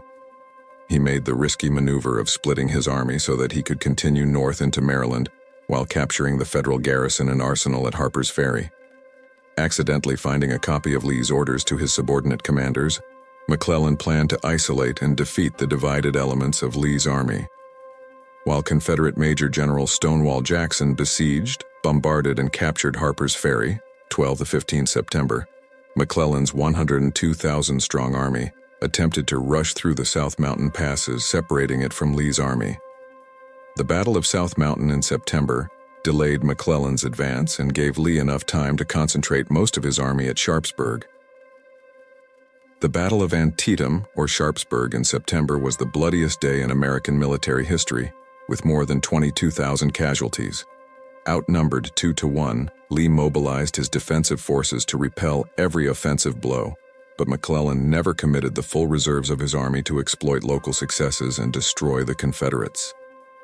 On 18th September, Lee ordered a retreat across the Potomac, and fighting by Lee's rear guard at Shepherdstown on 19 and 20 September ended the campaign. While Antietam was a tactical draw, it meant that the strategy behind Lee's Maryland campaign had failed. President Abraham Lincoln used this Union victory as justification for issuing the Emancipation Proclamation, effectively ending any threat of European support for the Confederacy. 1862, 17th September, Antietam War Sharpsburg, MD, USA. The Battle of Antietam, or more accurately, the Battle of Sharpsburg in the southern United States, was fought on 17 September 1862 between Confederate General Robert E. Lee's Army of Northern Virginia and Union General George B. McClellan's Army of the Potomac near Sharpsburg, Maryland, and Antietam Creek. Part of the Maryland campaign, it was the first field army engagement fought on Union soil in the eastern theater of the American Civil War. It remains the bloodiest day in American history, with a total of 22,127 men killed, wounded, or missing. Although the Union Army suffered more casualties than the Confederate Army, the battle was a major turning point in the Union's favor. At dawn on 17 September, Major General Joseph Hooker's troops launched a powerful attack on Lee's left flank. Attacks and counterattacks devastated Miller's cornfield, and the fighting revolved around Dunkirk Church. Union attacks on the sunken road finally penetrated the Confederate center, but the Federal advantage was not pursued.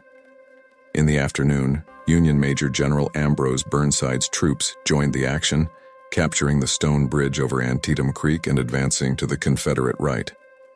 At a crucial moment, Confederate Major General A.P. Hill's division arrived from Harper's Ferry and launched a surprise counterattack, driving Burnside back and ending the battle.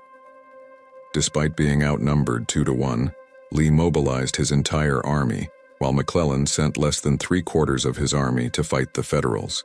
During the night, both armies consolidated their lines, and Lee continued to engage McClellan despite heavy casualties until 18 September, while McClellan withdrew his battered army south of the Potomac River. McClellan successfully repulsed Lee's invasion, making the battle a Union victory. But President Abraham Lincoln was unhappy with McClellan's general caution and failure to pursue the retreating Lee, and relieved McClellan of command in November. Tactically, the battle was inconclusive. The Union Army successfully repelled the Confederate invasion, but suffered heavier casualties and failed to completely defeat Lee's army. But it was an important turning point in the war in favor of the Union, especially for its political consequences. The outcome of the battle gave Lincoln the political confidence to issue the Emancipation Proclamation, declaring that all those held as slaves in enemy territory were free.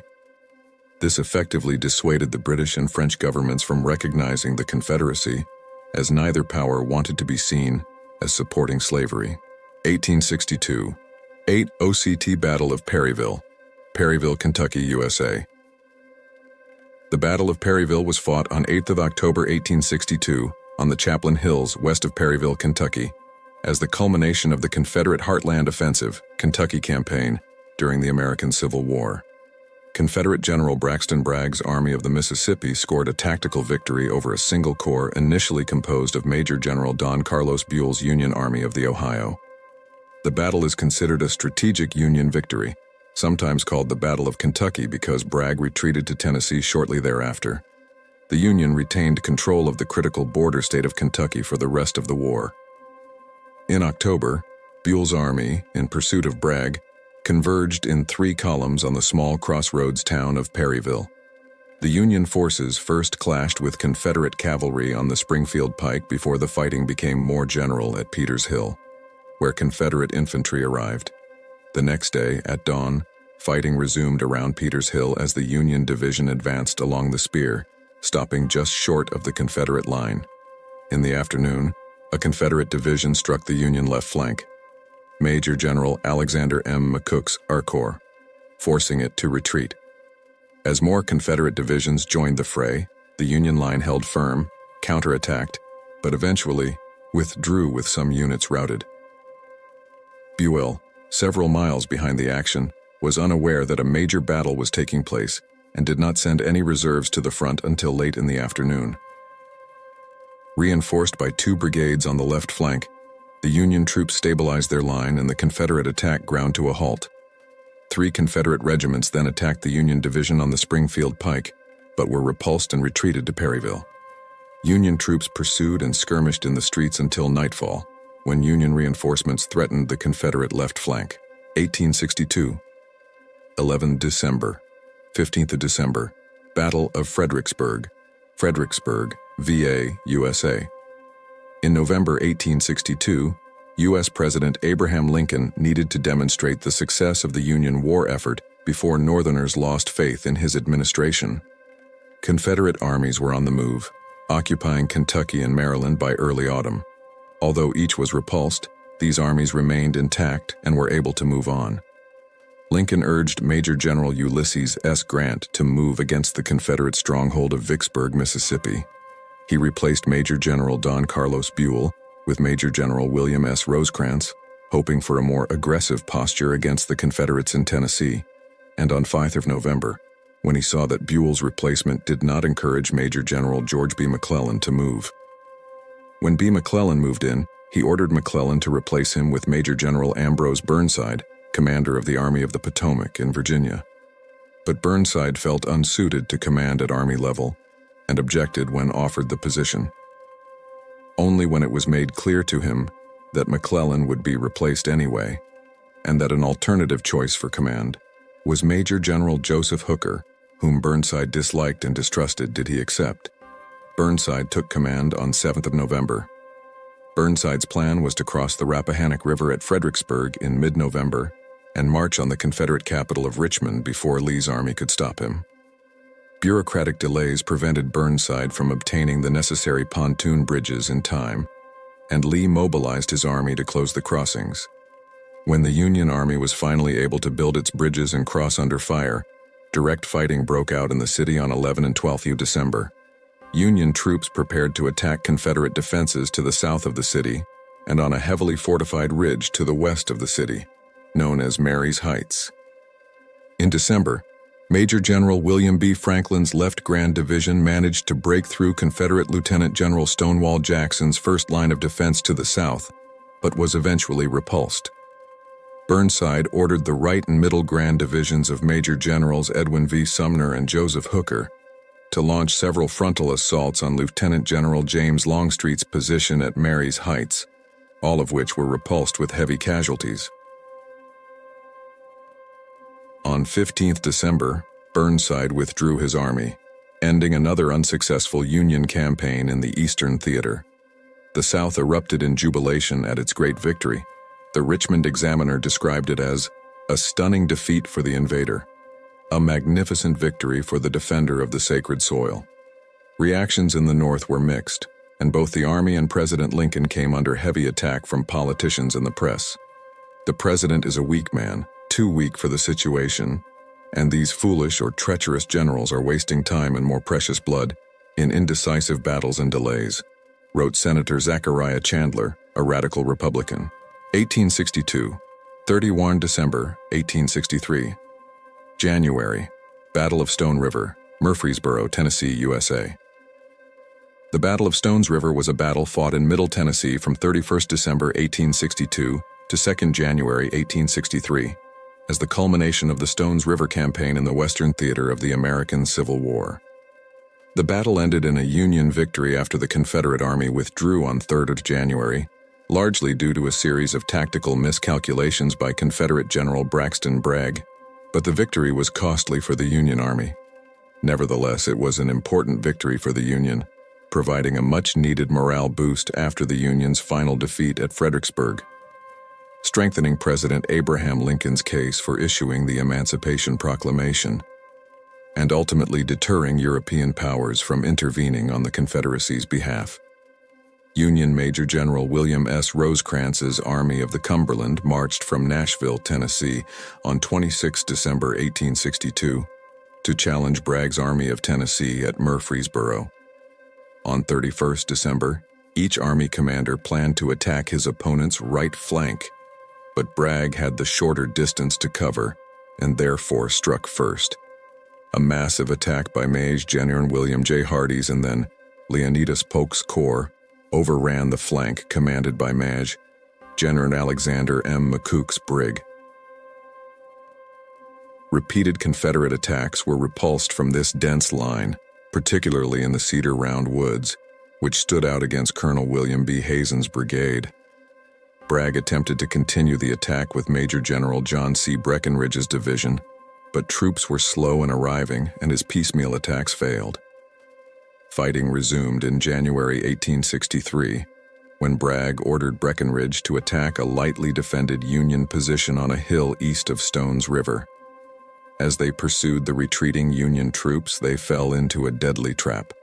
Faced with overwhelming artillery, the Confederates were driven back with heavy losses, possibly deceived by misinformation planted by McCook and campfires planted by Rosecrans, where no troops were stationed, and believing that Rosecrans had received reinforcements, Bragg decided to withdraw his army to Tullahoma, Tennessee on 3 January, causing Bragg to lose the confidence of the Army of Tennessee. 1863. Jan Declaration of Independence, United States of America.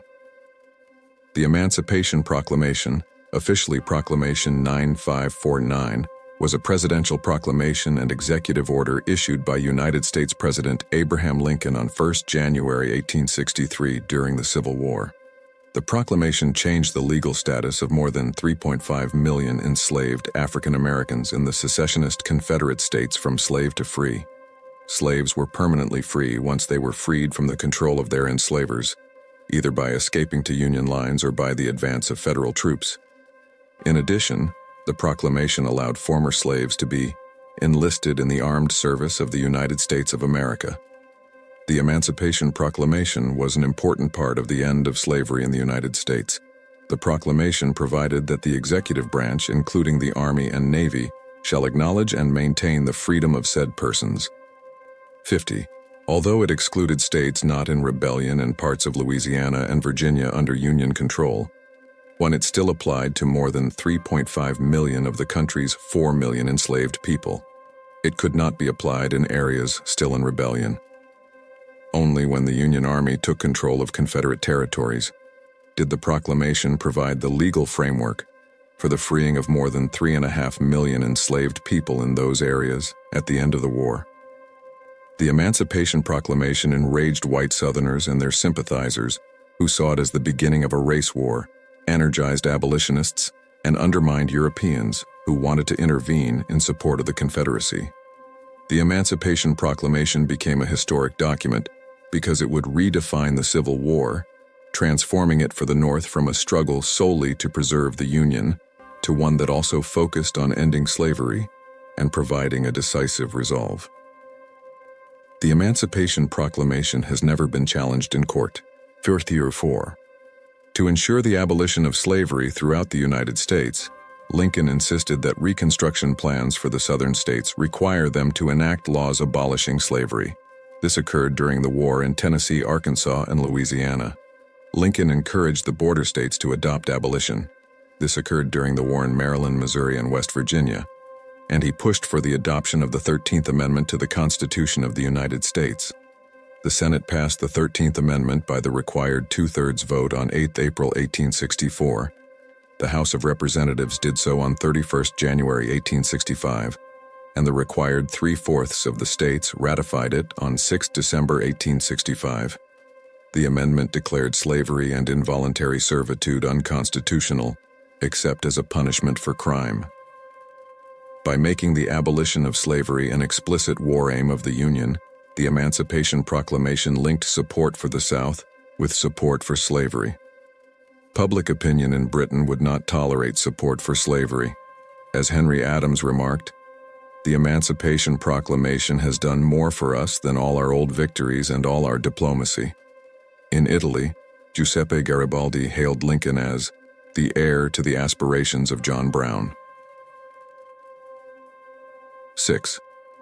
In August 1863, Garibaldi wrote to Lincoln, "Posterity will call you the Great Emancipator, a title more enviable than any crown could be, and a title greater than any ordinary treasure." 1863, 3 Mar Registration Act, New York, NY, USA. The Enlistment Act of 1863, 12 Stater 731, enacted 3 March 1863, also known as the Civil War Military Draft Act, was a law passed by the United States Congress for the purpose of providing new manpower for the Union Army during the American Civil War. The act was the first true national conscription law. The act required the enlistment of all male citizens between the ages of 20 and 45, as well as immigrants, aliens, applying for citizenship, unless exempted by the act. The act replaced the Militia Act of 1862. Quotas were set in each state and congressional district, and shortfalls in volunteers were filled by conscription. In some cities, notably New York City, enforcement of the act sparked civil unrest as the war dragged on, leading to draft riots in New York City on 13-16 July 1863, 1863, 30 April, 6th May Battle of Chancellorsville, Spotsylvania County, Virginia. In January 1863, after the Battle of Fredericksburg and the humiliating Mud March, the Army of the Potomac was suffering from increasing desertions and falling morale. On 25th of January 1863, Lincoln tried for the fifth time with a new general, Major General Joseph Hooker, a man with a combative reputation who had performed well in previous subordinate commands. Hooker undertook a much-needed reorganization of the Army, eliminating Burnside's command. Hooker began a much-needed reorganization of the Army, doing away with Burnside's system of large divisions, which had proved unwieldy. He also no longer had enough senior officers on whom he could rely to direct multi-corps operations. He organized the cavalry into a separate corps under the command of Brigadier General George Stoneman. At the same time, however, he placed the artillery battalions under the control of infantry division commanders, thus removing the coordinating influence of the Army's Chief of Artillery, Brigadier General Henry J. Hunt. His changes included corrections in the daily feeding of troops, changes in camp sanitation, improvement and accountability of the supply officer system, the addition and supervision of company cooks, various hospital reforms, an improved leave system, orders to stop the increase in desertions, improved drill and more officer training. The Chancellorsville campaign began when Hooker secretly moved the bulk of his army to the left bank of the Rappahannock River and crossed it on the morning of 27 April 1863. Union cavalry under Major General George Stoneman launched a long-range counterattack. The Federal infantry, which had crossed the Rapidan River via Germanna and Elie Gorges, concentrated near Chancellorsville on 30 April. Combined with the Union force at Fredericksburg, Hooker planned a double siege, attacking Lee from both the front and the rear. On 1st May, Hooker advanced on Lee from Chancellorsville, but the Confederate general, faced with superior numbers, divided his army and left a small force at Fredericksburg to stop Major General John Sedgwick's advance and to attack Hooker's advance with about 4 troops, 1/5 of his army. Despite the protests of his subordinates, Hooker withdrew his men to the defensive lines around Chancellorsville, leaving Lee with the initiative.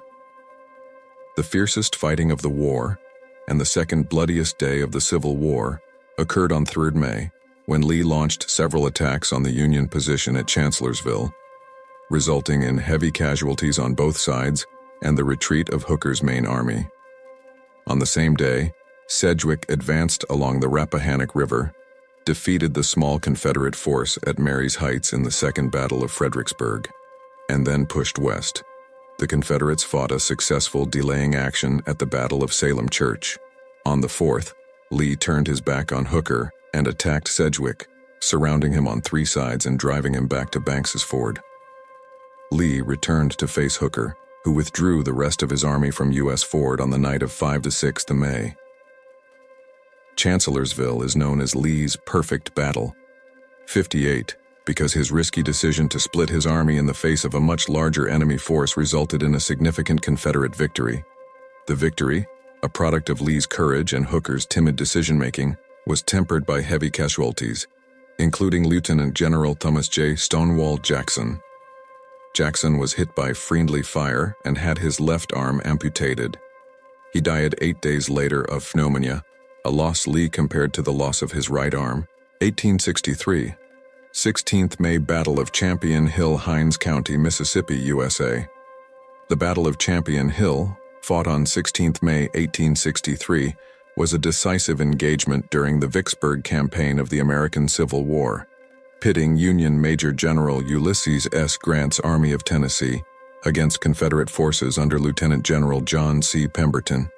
The battle, which took place 20 miles east of Vicksburg, Mississippi, resulted in a significant Union victory and laid the foundation for the subsequent siege of Vicksburg and the city's eventual surrender, and is also known as Baker's Creek. At the beginning of the conflict, following the Union occupation of Jackson, Mississippi, Confederate forces under General Joseph E. Johnston began to retreat. Despite this, Johnston ordered Pemberton to attack Union troops at Clinton. Pemberton's disagreement with the plan led him to target Union supply trains instead. As the Confederate troops maneuvered under conflicting orders, they eventually found themselves positioned with their rear facing the summit of Champion Hill. As the battle began on 16th of May, Pemberton's forces established a defensive line across Jackson Creek, but their left flank was exposed, which the Union forces sought to exploit. The Union troops reached the Confederate main defensive line by midday. As the day progressed, the Confederate defenses collapsed, especially after Grant's counterattack, forcing them to retreat to the Great Black River and setting the stage for the subsequent Battle of the Great Black River Bridge. Champion Hill dealt a devastating blow to the Confederates and resulted in a clear Union victory. In his memoirs, Grant described the horrific results of the battle, noting harrowing scenes of loss of life. The Union suffered some 2,500 casualties, while the Confederate losses totaled some 3,800. Grant was particularly critical of Union leader McClernand, citing a lack of aggression that prevented the complete destruction of Pemberton's forces. 1863, 22 May, 9 July Siege of Port Hudson East, Baton Rouge Parish, LA, USA. The Siege of Port Hudson, 22 May, 9 July 1863, was the final Union engagement in its campaign to recapture the Mississippi River in the American Civil War. With Union General Ulysses Grant besieging Vicksburg upriver, General Nathaniel Banks was ordered to capture the Confederate stronghold of Port Hudson, Louisiana, on the lower Mississippi River, to come to Grant's aid. When his attack failed, Banks was subjected to a 48-day siege, the longest in U.S. military history to that point. A second attack also failed, and Confederate Commander General Franklin Gardner surrendered the port only after the fall of Vicksburg, giving the Union control of the river and control of navigation from the Gulf of Mexico to the Deep South and up the river. 1863. Jewin Brandy Station, War Culpeper County, Virginia, USA. The Battle of Brandy Station, also known as the Battle of Fleetwood Hill, was the largest cavalry engagement of the American Civil War and the largest ever to take place on American soil. In June 1863, Union cavalry under Major General Alfred Pleasonton fought against Confederate cavalry under Major General Jeb Stuart near Brandy Station, Virginia, at the start of the Gettysburg campaign. After a day-long battle in which fortunes changed, the Federals retreated before discovering that General Robert E. Lee's infantry were camped near Culpeper. This battle marked the end of Confederate cavalry dominance in the East. From this point in the war, the Federal cavalry gained strength and confidence. 1863, 13th June, 15th June, Second Battle of Winchester. Frederick County, VA, USA. Prior to the Battle of Gettysburg in June 1863, the Second Battle of Winchester played a pivotal role in determining troop movements and strategy. Confederate General Robert E. Lee ordered his Second Corps, led by Lieutenant General Richard S. Ewell, to clear the lower Shenandoah Valley of Union forces. Ewell's troops executed a series of brilliantly coordinated maneuvers and eventually surrounded and decisively defeated the Union garrison under Major General Robert H. Milroy at Winchester, Virginia. The Union forces were caught off guard and routed with heavy casualties, believing their position to be stronger than it was. The outcome of the battle had far-reaching consequences. Ewell's troops executed a series of brilliantly coordinated maneuvers and eventually surrounded and decisively defeated the Union garrison under Major General Robert H. Milroy at Winchester, Virginia. Ewell's troops executed a series of brilliantly coordinated maneuvers, eventually surrounding and decisively defeating the Union garrison under Major General Robert H. Milroy at Winchester, Virginia.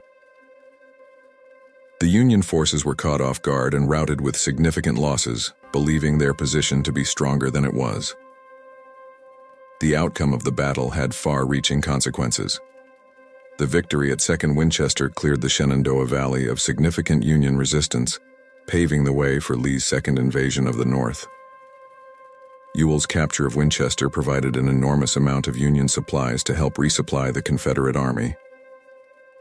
The defeat sent shockwaves through the North, leading to calls for additional militia and raising fears of a deep Confederate incursion into Union territory.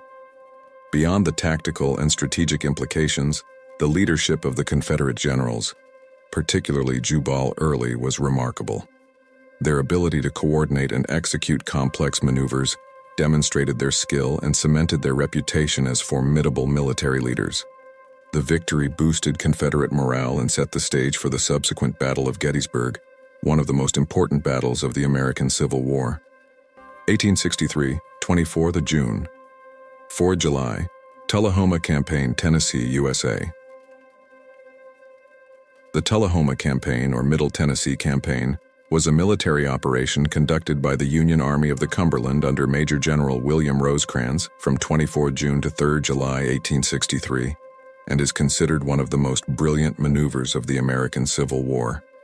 It drove the Confederates out of Middle Tennessee and threatened the strategic city of Chattanooga.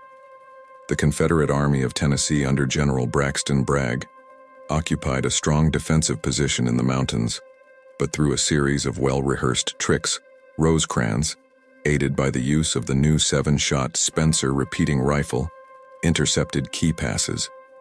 The campaign ended in the same week as two historic Union victories at Gettysburg and Vicksburg, and Rosecrans complained that his success had been overshadowed, but Confederate casualties were low, and Bragg's army soon received reinforcements that enabled him to defeat Rosecrans at the Battle of Chickamauga 2 months later. 1863, 3 July, Battle of Gettysburg. Gettysburg, Pennsylvania, USA. Following his success at Chancellorsville in Virginia in May 1863, Lee led his army across the Shenandoah Valley to begin his second invasion of the North, the Gettysburg Campaign. With his army's morale high, Lee intended to shift the focus of the summer campaign away from war-ravaged northern Virginia, hoping to penetrate as far as Harrisburg, Pennsylvania, and even Philadelphia to influence northern politicians to abandon their prosecution of the war. With the encouragement of President Abraham Lincoln, Major General Joseph Hooker led his army in the pursuit, but was relieved of his command and replaced by Meade just 3 days before the battle. Elements of the two armies first clashed at Gettysburg on 4 July 1863, where Lee urgently concentrated his forces to engage and destroy the Union Army. The low ridges to the northwest of the town were initially defended by the Union Cavalry Division under Brigadier General John Buford, soon reinforced by 2 Union infantry divisions. However, 2 large Confederate divisions attacked from the northwest and north, breaking the hastily formed Union lines and sending the defenders retreating through the streets of the city to the hills to the south. By the second day of the battle, most of both armies had retreated. The Union line was organized in a defensive formation resembling a fishing line. In the afternoon of 2 July, Lee launched a heavy attack on the Union left flank, and fierce fighting raged at Little Round Top, Wheatfield, Devil's Den, and Peach Orchard. On the Union right, Confederate demonstrations turned into major attacks on Culp's Hill and Cemetery Hill. On the third day of the battle, fighting resumed on Culp's Hill and cavalry skirmishes raged to the east and south. But the main event was the dramatic infantry attack by 12,500 Confederates on the center of the Union line on Cemetery Ridge, known as Pickett's Charge. The attack was repulsed by Union rifle and artillery fire, inflicting heavy damage on the Confederate army. Lee led his army on a painful retreat into Virginia. Between 46,000 and 51,000 soldiers from both armies lost their lives in the 3-day battle, the costliest in U.S. history.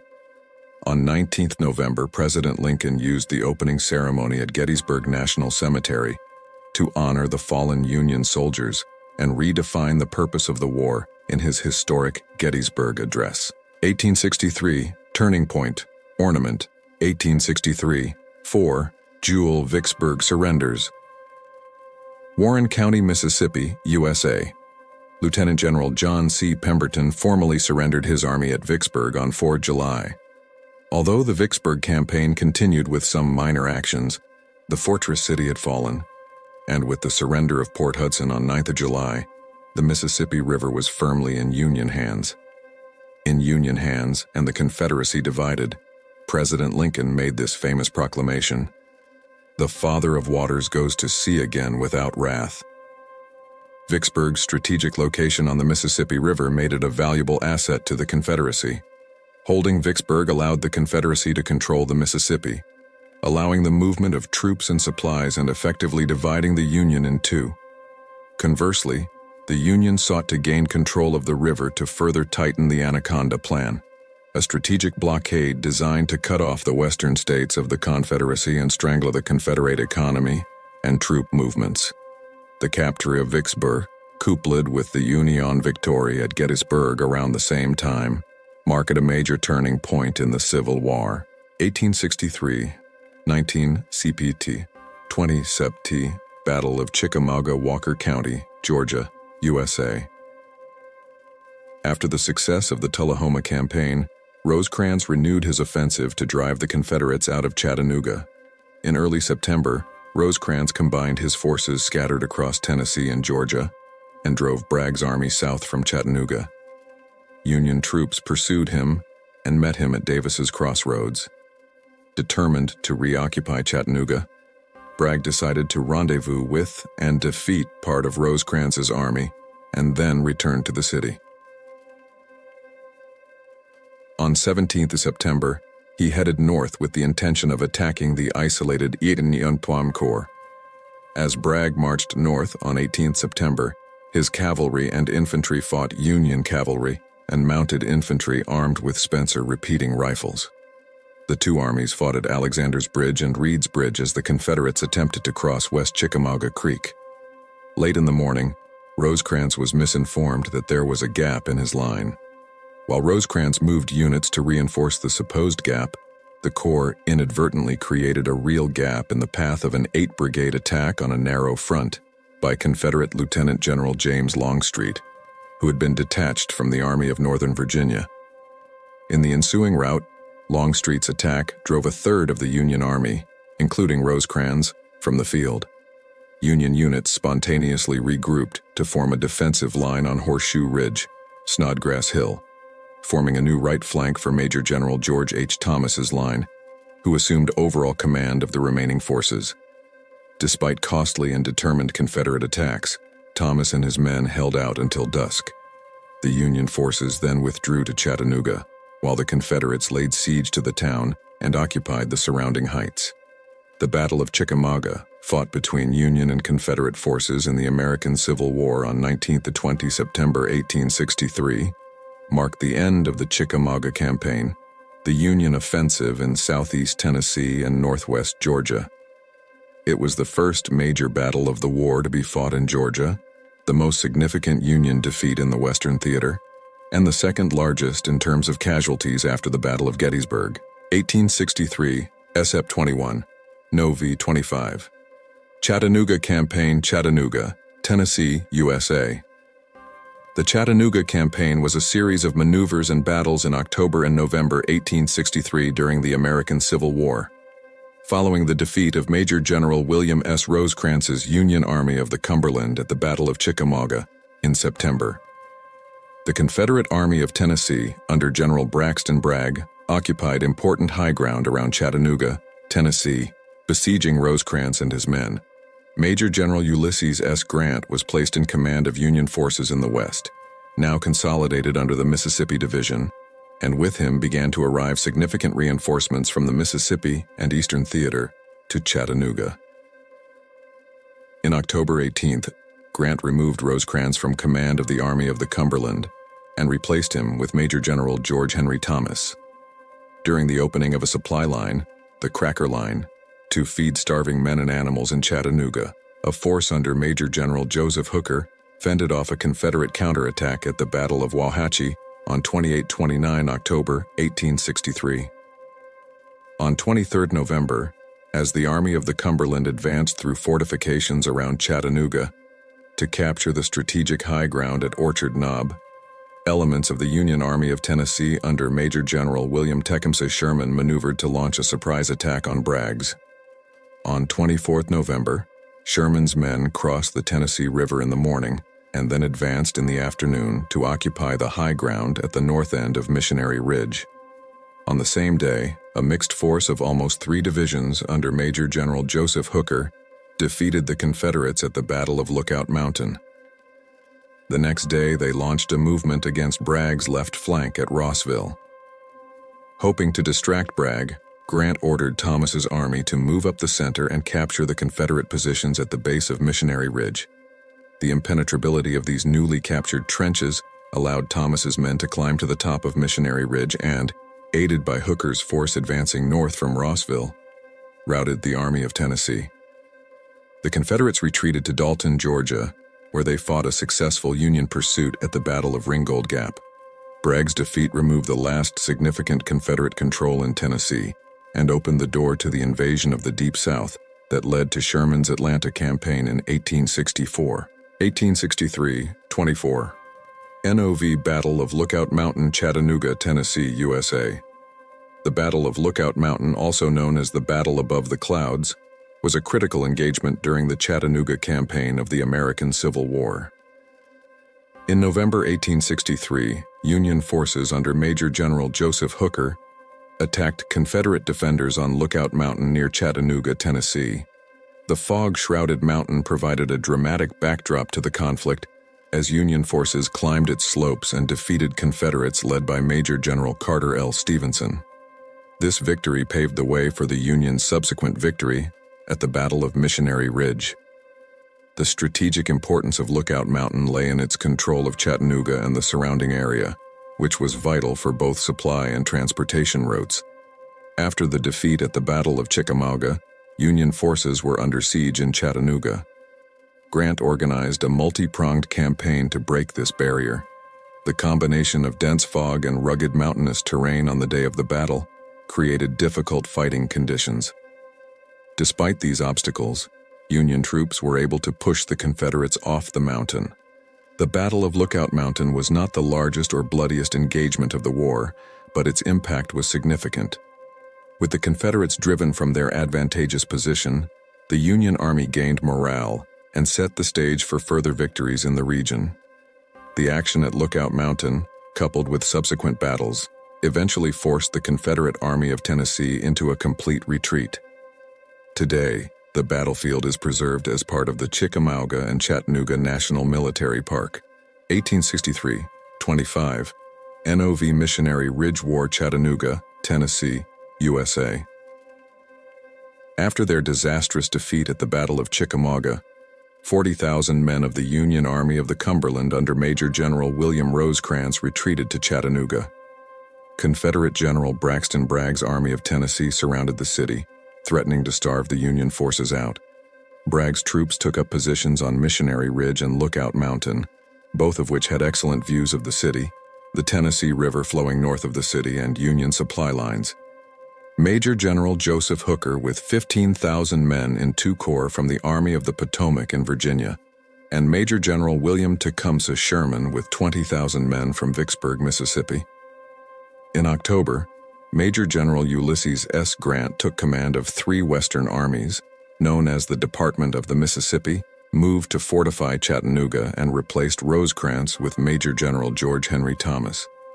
In the morning, Major General William Tecumseh Sherman, commander of the Union Army of Tennessee, made piecemeal attacks to capture the northern end of Missionary Ridge, Tunnel Hill, but was stopped by fierce resistance from the Confederate divisions under Major General Johnston. In the afternoon, Grant, concerned that Bragg was strengthening his right flank at Sherman's expense, ordered the Army of the Cumberland under Major General George Henry Thomas to advance and capture and hold the line of Confederate rifle pits on the valley floor as a demonstration in support of Sherman's efforts.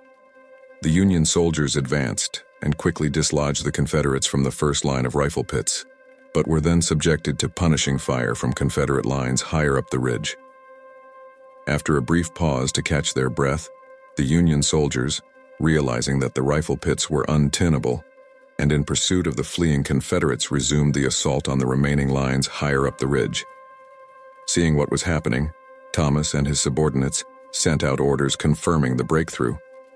The Union advance was somewhat disorganized but effective, eventually overwhelming and scattering what General Grant himself believed to be an impregnable Confederate line. The top row of Confederate rifle pits was placed on the actual hill, rather than the military crest of the ridge, leaving blind spots for infantry and artillery, and with the advance of divisions under Major General Joseph Hooker from the southern end of the ridge, the Union Army routed Bragg's army as it retreated to Dalton, Georgia, ending the Union siege of Chattanooga, Tennessee. 1863-27, Novi Ringgold Gap War, Catoosa County, Georgia, USA. The Battle of Ringgold Pass was fought on 27th of November 1863 between the Confederate and Union armies near Ringgold, Georgia. This engagement was part of the Chattanooga Campaign and followed closely on the heels of the Confederate defeat at the Battle of Missionary Ridge. The Confederate forces, led by Major General Patrick R. Cleburne, were tasked with defending Ringgold Gap, a crucial mountain pass to ensure the safe retreat of Confederate artillery and wagon trains following their losses. Despite being outnumbered and initially doubting their defensive capabilities, Cleburne's troops successfully made the crossing against the Union Army, led by General Joseph Hooker, with the Union forces advancing while the Confederates fortified positions in Ringgold Gap and surrounding areas. Union divisions under commanders such as General Peter Osterhaus and General John Geary launched several attacks on the Gap and surrounding areas, but were consistently repulsed by Confederate defenses. Throughout the battle, Confederate forces used strategic emplacements, including hidden artillery, to repel Union advances. Despite their numerical superiority, the Union Army met fierce resistance and struggled to gain significant ground. After several hours of intense fighting, Cleburne received word that the remaining Confederate army had safely crossed the Gap. However, he began a strategic retreat, leaving the skirmishers behind to cover the retreat, and the battle ended with the Confederates achieving their objective of covering the retreat of their main force. The Union suffered 509 casualties to the Union's 221, but despite criticism of the way General Hooker led the battle, he retained his position in the Union Army, and the Battle of Ringgold Gap demonstrated the tactical prowess of the Confederate forces in the face of overwhelming odds. 1864 Unity, Sovereignty and Total War, 1864-14. February, 20th February, Meridian Campaign, Lauderdale County, Mississippi. After the Chattanooga Campaign, Sherman's Union forces returned to Vicksburg and headed east to Meridian, an important railway center and the site of a Confederate arsenal, military hospital, and prisoner of war camp, as well as the headquarters of a number of government offices. When Sherman left Vicksburg on 3rd and February 1864, with a main force of 20,000 men, he ordered Brigadier General William Sooy Smith to lead a 7,000-strong cavalry force south from Memphis, Tennessee, along the Mobile and Ohio Railroad to Okolona, Mississippi, to meet the rest of the Union force at Meridian. The campaign is seen by historians as a prelude to Sherman's March to the Sea, Savannah Campaign, as much damage and destruction occurred in central Mississippi as Sherman marched across the state and back with two supporting columns commanded by Brigadier General William Sooy Smith and Colonel James Henry Coates. The purpose of Smith's expedition was to destroy the rebel cavalry commanded by Major General Nathan Bedford Forrest, maintain communications with Middle Tennessee, and move men from the Mississippi River defenses to the Atlanta campaign. To maintain communications, the Mobile and Ohio Railroad had to be protected. 1864, 17 Feb sinking of the USS Housatonic, Charleston Harbor, Charleston. The sinking of the USS Housatonic on 17th of February 1864 during the American Civil War was a major turning point in naval warfare. The Confederate States Navy submarine H.L. Hunley made its first and only attack on a Union Navy warship by conducting a secret night attack on the USS Housatonic in Charleston Harbor. H.L. Hunley approached just below the surface and avoided detection until the final moments, then buried and remotely detonated a mass torpedo that quickly sank the 1,240 long ton on 1. H.L. Hunley was recognized as the first submarine to successfully sink an enemy ship in battle, and although the victory was Pyrrhic and short-lived as the submarine did not survive the attack, it was a direct precursor to what would become international submarine warfare, with all 8 Confederate crewmen lost. 1864, 10th of March, 22 May Red River Campaign, Red River of the South, United States. The Red River Campaign was a major Union offensive operation in the Trans-Mississippi theater of the American Civil War that took place from 10th of March to 22nd of May, 1864. It was launched late in the war in the heavily forested Gulf Coast Plain region between the Red River Valley and central Arkansas. Union strategists in Washington argued that the occupation of eastern Texas and control of the Red River would cut Texas off from the rest of the Confederacy, as Texas was a much-needed source of arms, food, and supplies for Confederate troops. The Union had 4 objectives at the start of the campaign: to take Shreveport, the state capital and headquarters of the Trans-Mississippi Department, to destroy the Confederate forces in the western Louisiana Territory under General Richard Taylor, and to seize up to 100,000 bales of cotton from the fields along the Red River. The campaign was a Union military operation between some 30,000 Federal troops under Major General Nathaniel P. Banks and Confederate forces under General E. Kirby Smith, whose forces ranged from 6,000 to 15,000. The Battle of Mansfield was an important part of the Union offensive campaign that ended in the defeat of General Banks, and was primarily a diversion from the plan of Major General Henry W. Halleck, former commanding general of the United States Armies, and Lieutenant General Ulysses S. Grant, to encircle the main Confederate armies with Banks. Characterized by poor planning and mismanagement, it was a complete failure, with not a single objective fully achieved. Major General Richard Taylor successfully defended the Red River Valley with a smaller force. However, the decision of his immediate superior, Kirby Smith, to send half his force north into Arkansas, rather than south in pursuit of Banks after the battles of Mansfield and Pleasant Hill, led to bitter animosity between Taylor and Smith.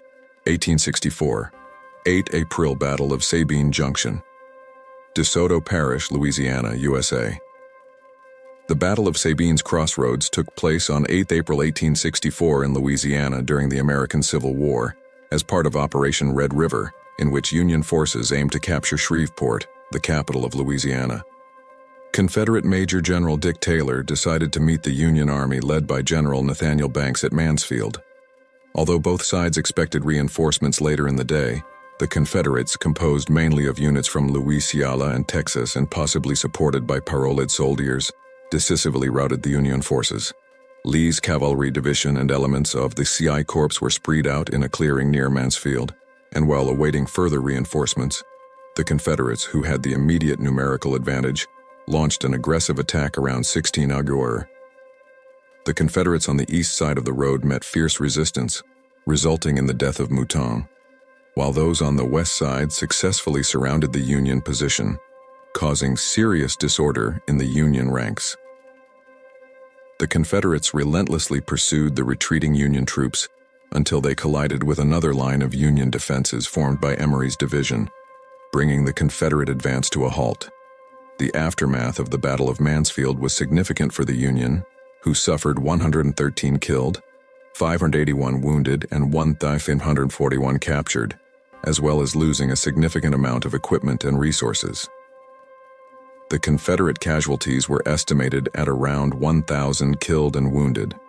Following this Confederate victory, the two forces would meet again the following day at the Battle of Pleasant Hill, 1864, 1 May, OCT, 1864, Valley Expeditions.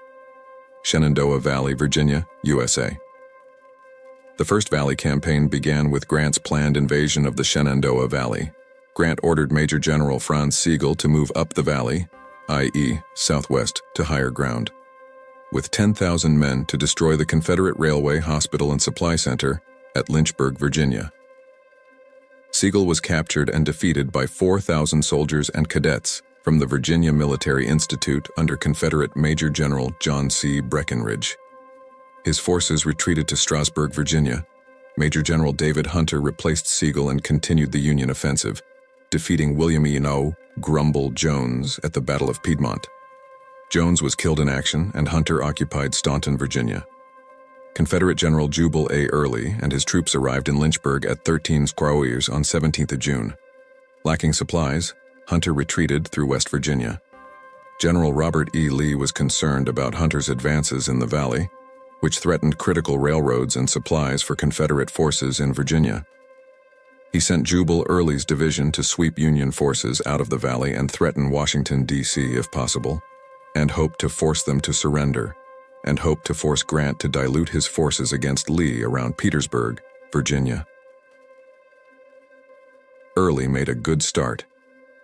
He swept down the valley unopposed, bypassed Harper's Ferry, crossed the Potomac, and advanced into Maryland. Grant sent a detachment under Horatio G. Wright and others under George Crook to reinforce Washington and pursue Early.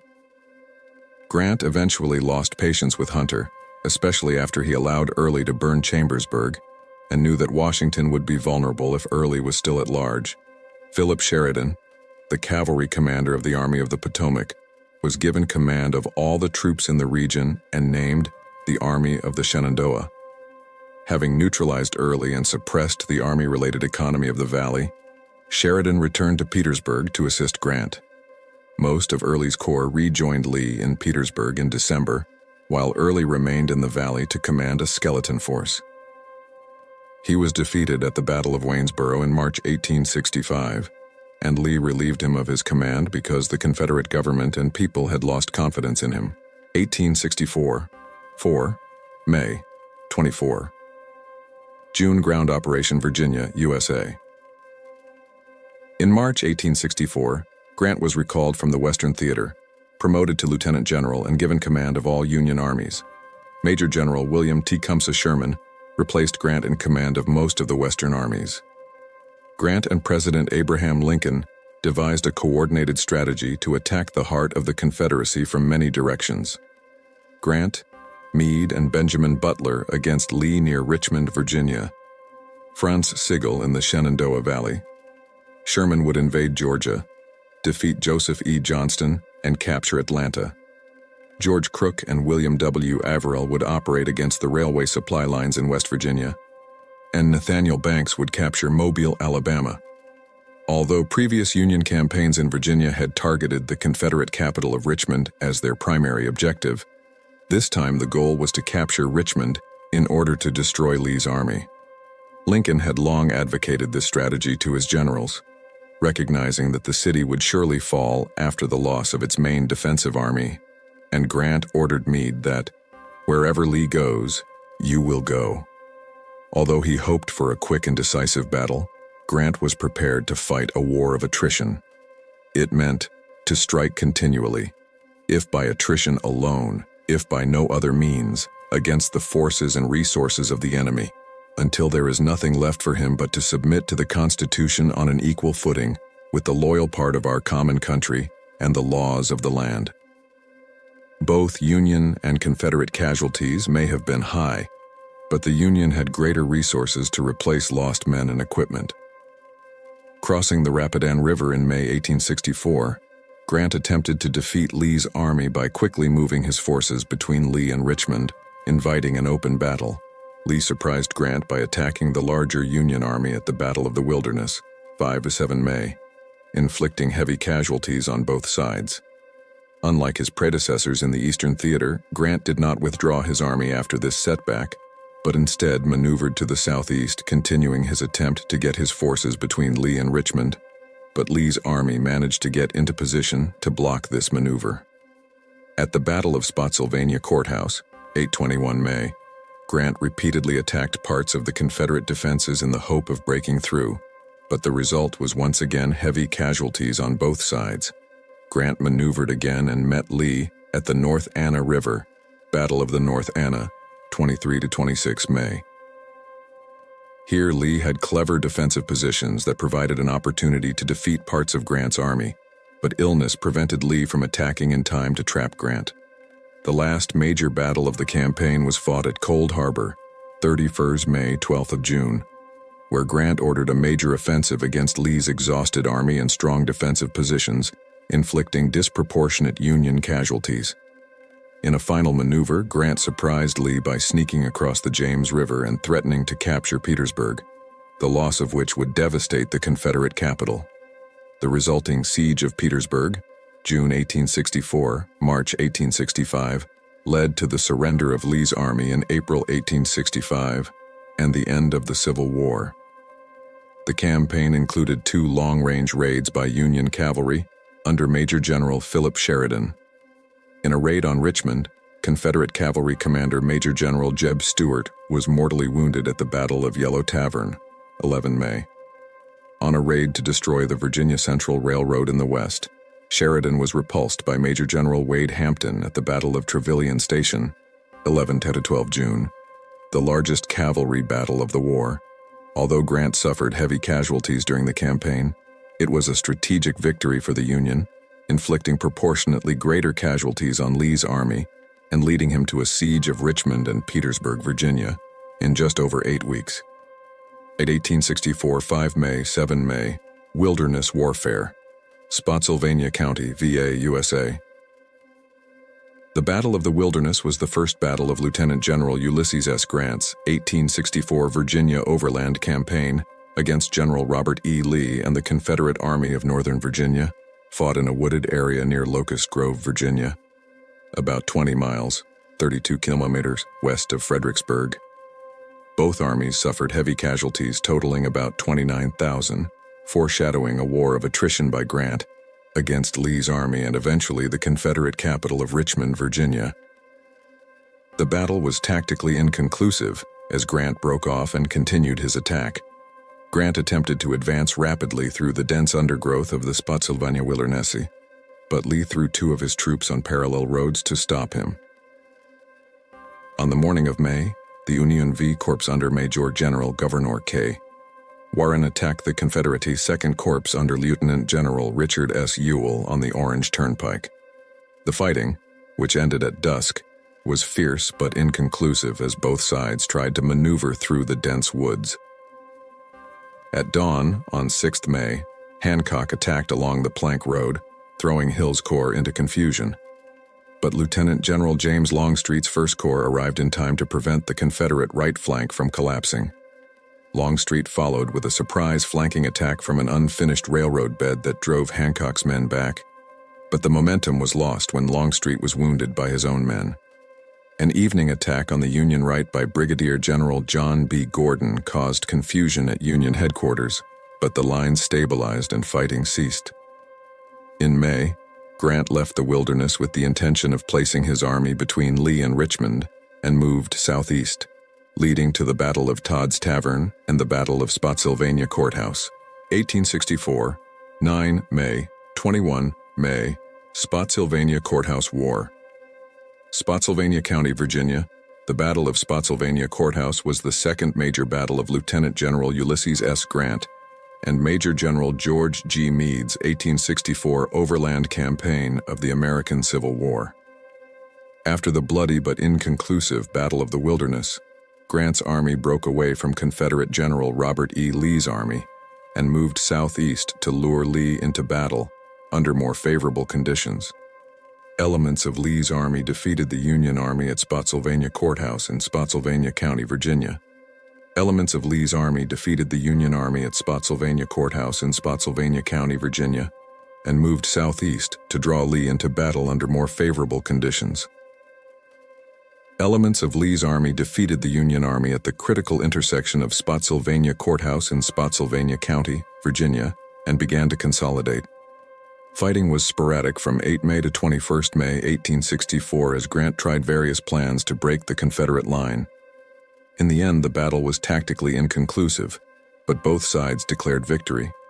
The Confederacy declared victory because they were able to maintain their defenses. The United States declared victory because the Federal offensive continued, and Lee's army suffered irreparable losses. With some 32,000 men killed on both sides, Spotsylvania was the costliest battle of the campaign. In May, Union Major Generals Governor K. Warren and John Sedgwick attempted to dislodge the Confederates from Laurel Hill under Major General Richard H. Anderson, a position that blocked them from Spotsylvania Courthouse. In May, Grant ordered an assault on the Confederate earthworks, which by then stretched more than 4 miles, 6.4 kilometers, including a prominent promontory known as the Mule Shoe. Although Union troops failed again at Laurel Hill, Colonel Emory Upton's innovative attack on the Mule Shoe showed promise. Grant used Upton's assault technique on a much larger scale on 12th of May, when he ordered 15,000 men from Major General Winfield Scott Hancock's corps to attack the Mule Shoe. Hancock was initially successful, but the Confederate leadership rallied and repulsed his attack. Major General Horatio Wright's attacks on the western end of the Mule Shoe, known as the Bloody Angle, involved nearly 24 hours of desperate hand-to-hand fighting, one of the most violent events of the Civil War. Supporting attacks by Warren and Major General Ambrose Burnside failed, Grant repositioned his lines to engage Lee under more favorable conditions, and on 18th May, he launched a final attack by Hancock that made no headway. A reconnaissance of the Harris Farm by Confederate Lieutenant General Richard S. Ewell on 19th May was a costly and futile failure. On 21st May, Grant broke from the Confederate Army and headed southeast in another maneuver to turn Lee's right flank, while the overland campaign continued, leading to the Battle of North Anna, 1864. 11 May Battle of the Yellow Tavern, Henrico County, Virginia, USA. On 9th May, the most powerful cavalry force ever seen on the Eastern Front, more than 10,000 men with 32 pieces of artillery, moved southeast to get behind Lee's army with three objectives. First, to defeat Stuart as Sheridan had done. Second, to disrupt Lee's supply lines by destroying railroads and supplies. Third, to threaten the Confederate capital at Richmond, which would distract Lee's attention. The Union cavalry column, at Tim's more than 13 miles, 21 kilometers long, reached the Confederate forward supply base at Beaver Dam Station that evening. The Confederates were able to destroy most of the critical military supplies before the Union arrived, so Sheridan's men destroyed numerous wagons and 6 locomotives of the Virginia Central Railroad, destroyed telegraph lines, and freed about 400 captured Union soldiers at the Battle of the Wilderness. The Union cavalry suffered 625 casualties but captured 300 Confederate prisoners and freed about 400 Union prisoners. Sheridan freed his men and headed south towards Richmond. Although tempted to breach the modest defenses north of the city, he continued south along the Chickahominy River to link up with Major General Benjamin Butler's force on the James River. After resupplying Butler, Sheridan's men returned to join Grant at Chesterfield Station on 24 May. Sheridan's raid won a victory at the Yellow Tavern against an inferior force, but achieved little overall. Its most significant success was the killing of Jeb Stuart, which deprived Robert E. Lee of his most experienced cavalry commander. But this came at the cost of a 2-week period during which the Army of the Potomac had no direct cavalry coverage for screening or reconnaissance. 1864, 31 May, 13 June, Cold War Harbor, Mechanicsville, Virginia, USA. On 31st May, as Grant's army once again circled around Lee's right flank, Union cavalry captured the junction of Old Cold Harbor, about 10 miles, 16 kilometers northeast of the Confederate capital of Richmond, Virginia, and held it against Confederate attack until Union infantry arrived. Grant and Lee, whose armies had suffered heavy losses in the overland campaign, received reinforcements. In the evening of June, the Union 6th Corps and 38th Corps arrived and attacked Confederate works west of the crossroads with some success. The rest of the two armies arrived in June, and the Confederates built an elaborate series of fortifications 7 miles long. At dawn on 3rd June, 3 Union Corps attacked Confederate works at the southern end of the line and were easily repulsed with heavy losses. Attempts to attack the northern end of the line and continue to the south failed. Grant became known as the Bungling Butcher for his poor judgment, and he also lowered the morale of his remaining troops. But the campaign had served Grant's purpose. However ill-intentioned his attack on Cold Harbor, Lee had lost the initiative and had to turn his attention to the defense of Richmond and Petersburg. I have always regretted the last attack on Cold Harbor. No advantage was gained to compensate for the heavy loss we suffered. The armies faced each other in these lines until the night of 12th June, when Grant again advanced on his left flank and marched up the James River. In the final phase, Lee placed his army and besieged Petersburg before withdrawing westwards through Virginia. 1864, 9 June, 1865. 25. March siege of Petersburg. Petersburg, Virginia, USA. Grant's crossing of the James changed his original strategy of advancing directly towards Richmond and led to the siege of Petersburg. When Lee learned that Grant had crossed the James, his greatest fear was about to be realized. He would be forced to lay siege to defend the Confederate capital. Petersburg, a prosperous city of 1,000 inhabitants, was a supply center for Richmond due to its strategic location just south of the capital. Its position on the Appomattox River providing access to the James River, and its role as a major crossroads and junction for 5 railroads. As Petersburg was the main supply base and railway depot for the entire region, including Richmond, the capture of Petersburg by Union forces would have made it impossible for Lee to continue to defend the Confederate capital. This represented a change in strategy from Grant's overland campaign, in which the primary objective had been to confront and defeat Lee's army in the open.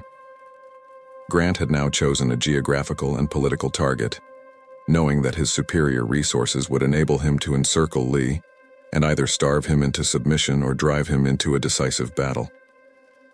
Lee initially believed that Grant's main objective was Richmond, and when the siege of Petersburg began, he committed very few troops under General P.G.T. Beauregard to its defense.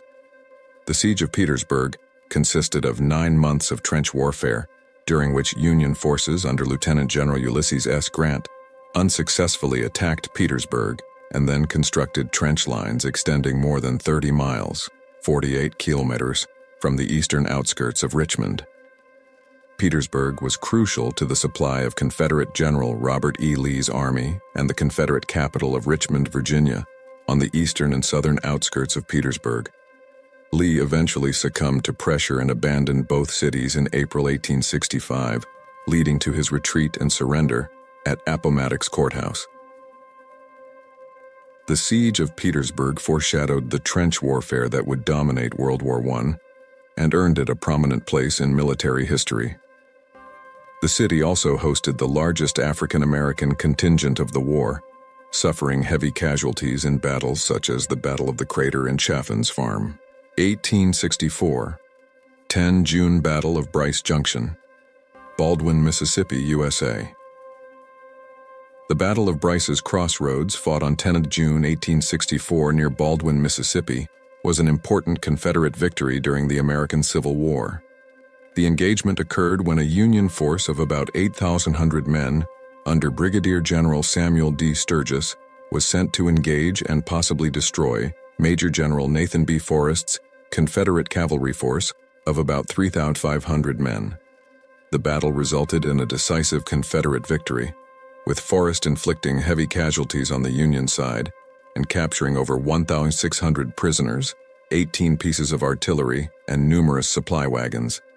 The Union leaders, Lieutenant General Ulysses Grant and Major General William Tecumseh Sherman, had coordinated a strategy to attack the Confederate heartland with the specific aim of capturing Atlanta. As Sherman's forces advanced, there was concern that Forrest's Confederate cavalry would disrupt Union supply lines stretching to Nashville. In response, Sturgis was ordered from Memphis to North Mississippi to engage Forrest, keep him busy, and, if possible, neutralize his force.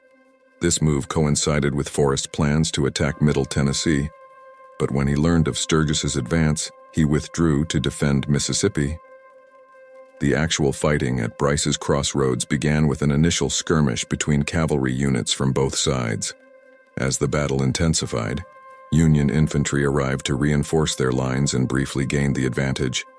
But Forrest's aggressive tactics, coupled with the strategic use of artillery, forced the Union forces into a retreat that soon turned into a chaotic rout. Factors contributing to the Union defeat included extended supply lines, exhaustion, wet conditions, and the Confederate advantage in local intelligence. Contrary to some rumors, reports confirmed that Sturgis was not drunk during the battle. 1864 9 June. The Battle for Monocacy, Frederick County, Maryland, USA.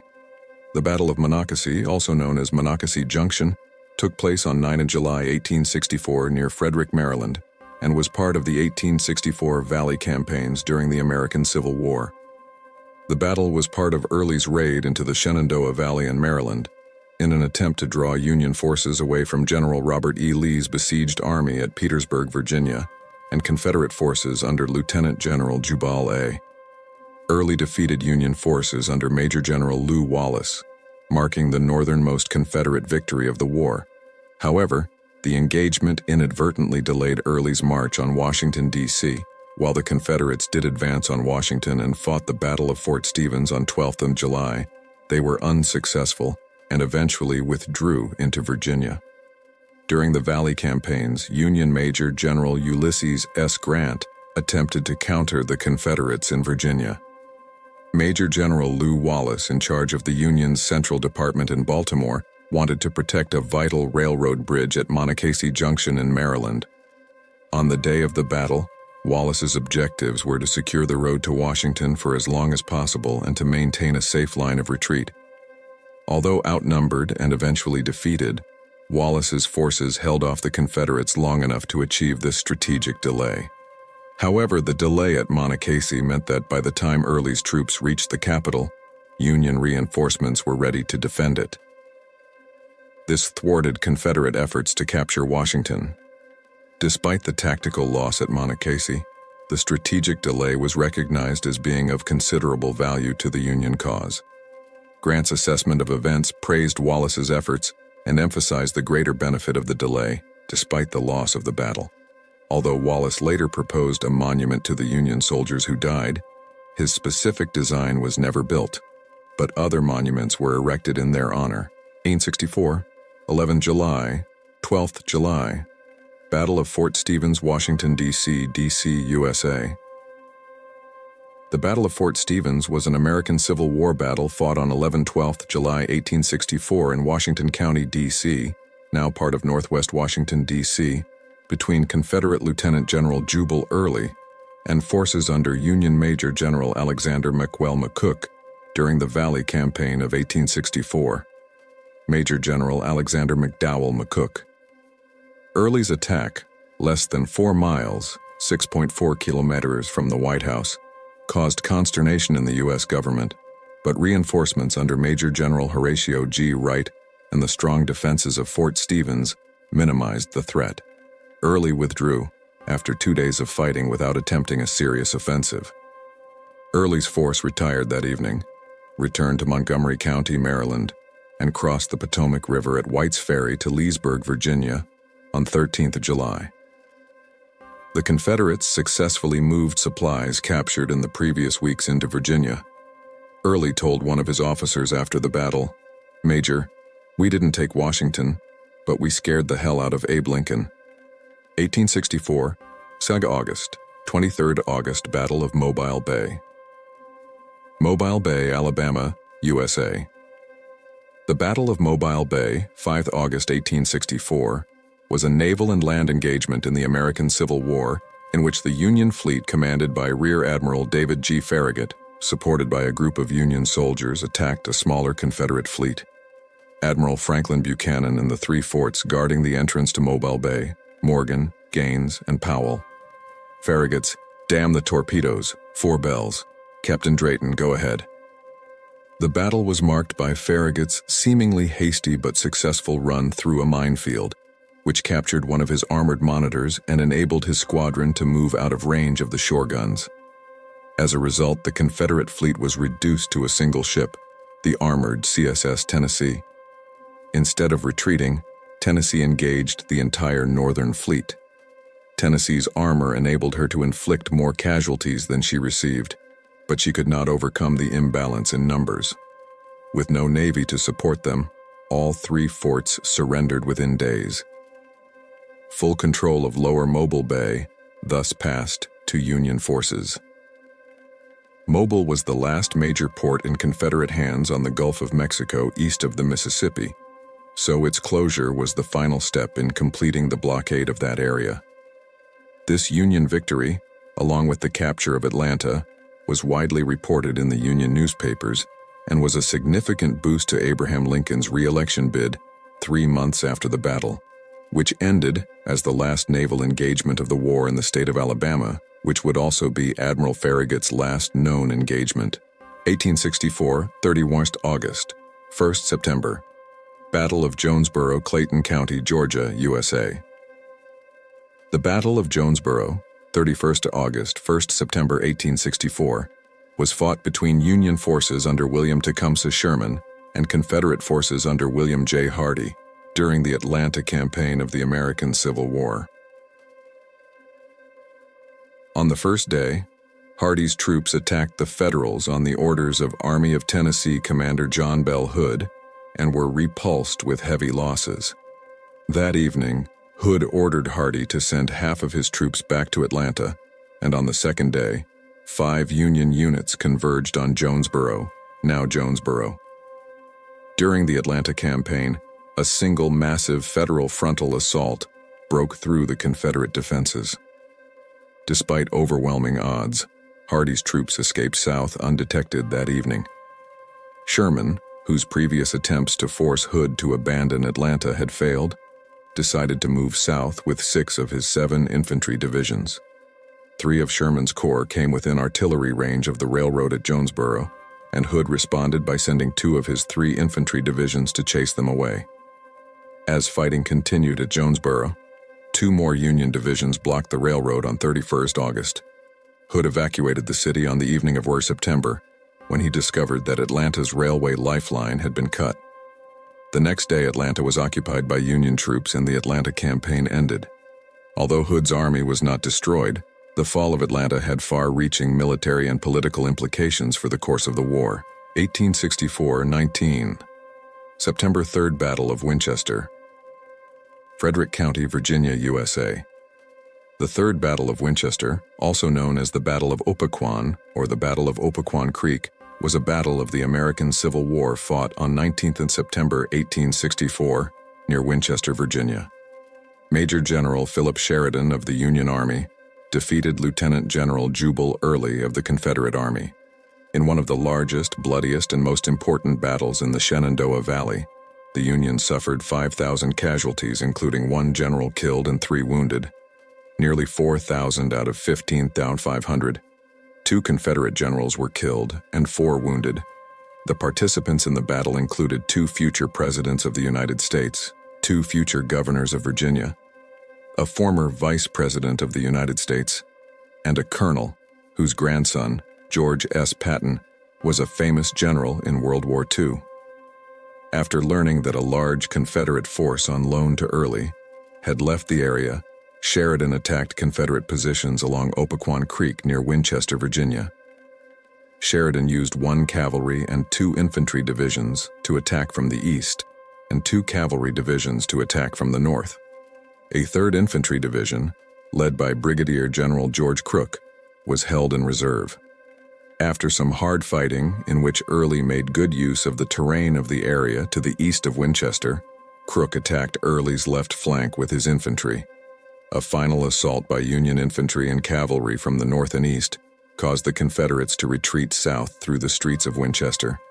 Early, heavily wounded and outnumbered, retreated south of the Valley Pike to a more defensible position on Fisher's Hill. Sheridan treated Fisher's Hill as a continuation of the Battle of 19th September and pursued Early to the top, where he again defeated Early. Both battles are part of Sheridan's Shenandoah Valley campaign, which took place from August to October 1864. After Sheridan's successes at Winchester and Fisher's Hill, Early's Army of the Valley suffered further defeats and was eliminated from the war at the Battle of Waynesboro in Virginia on 2nd March 1865. 1864. OCT 19 Battle of Cedar Creek, Frederick County, VA, USA. The Battle of Cedar Creek, or Battle of Belle Grove, was fought on 19 October 1864 during the American Civil War in the Shenandoah Valley of northern Virginia, near Cedar Creek, Middletown, and Valley Pike. In the morning, Lieutenant General Jubal Early appeared to have won a victory for the Confederate Army, forcing 7 enemy infantry divisions to retreat and capturing over 1,000 prisoners and over 20 pieces of artillery. The Union Army, led by Major General Philip Sheridan, rallied in the afternoon and drove Early's men off. Sheridan's forces captured most of Early's artillery and wagons, in addition to recapturing all of their own artillery captured in the morning. Through dense fog, Early attacked before dawn, taking many of the sleeping Union soldiers by surprise. His small army attacked portions of the Union Army from multiple sides, giving him temporary numerical advantages as well as the element of surprise. Early halted his attack to reorganize his forces around 10 a.m. Returning from a meeting in Washington, D.C., when the battle began, Sheridan rushed to the battlefield, arriving around 10:30 a.m. His arrival calmed and revived his retreating army. At 16 Waror, his army counterattacked, taking advantage of superior cavalry strength. Early's army was routed and fled south. The battle devastated the Confederate army in the Shenandoah Valley, and it was never again able to maneuver down the valley to threaten the Union capital, Washington, D.C., or the northern states. In addition, the Shenandoah Valley was an important source of supplies for the Confederate army, and Early could no longer protect it. The Union victory helped Abraham Lincoln win re-election and, along with earlier victories at Winchester and Fisher's Hill, brought Sheridan lasting fame. 1864-23. OCT Battle of Westport, Kansas City, MO, USA. The Battle of Westport, sometimes called the Gettysburg of the West, was fought on 23 October 1864 in present-day Kansas City, Missouri, during the American Civil War, when Union forces under Major General Samuel R. Curtis decisively defeated an outnumbered Confederate force under Major General Sterling Price. The battle ended the last major Confederate offensive west of the Mississippi River, and for the remainder of the war, the United States Army maintained firm control over most of Missouri. It was one of the largest battles fought west of the Mississippi, with more than 30,000 men involved. 1864. 8. Nov. Abraham Lincoln re-elected Washington, D.C., USA. Lincoln ran for re-election in 1864, uniting the main Republican factions with the War Democrats Edwin M. Stanton and Andrew Johnson. Lincoln used oratory and his patronage powers, greatly expanded from peacetime, to build support and fend off radical efforts to replace him. The Republicans chose Johnson as his running mate at their convention. Lincoln ran under the new Union Party label to broaden his coalition to include War Democrats as well as Republicans. The Democratic platform followed the peace wing of the party and called the war a failure. However, their candidate McClellan supported the war and rejected the platform. Meanwhile, Lincoln encouraged Grant with more troops and Republican Party support. Sherman's capture of Atlanta in September and David Farragut's capture of Mobile ended the rout. The Democratic Party was deeply divided, with some leaders and most soldiers openly supporting Lincoln. 1864, 15 November, 21st December. Sherman's March to the Sea. Savannah, GA, USA. Sherman's March to the Sea, also known as the Savannah Campaign, or simply Sherman's March, was an American Civil War military campaign conducted by Major General William Tecumseh Sherman of the Union Army in Georgia from 15th November to 21st December 1864.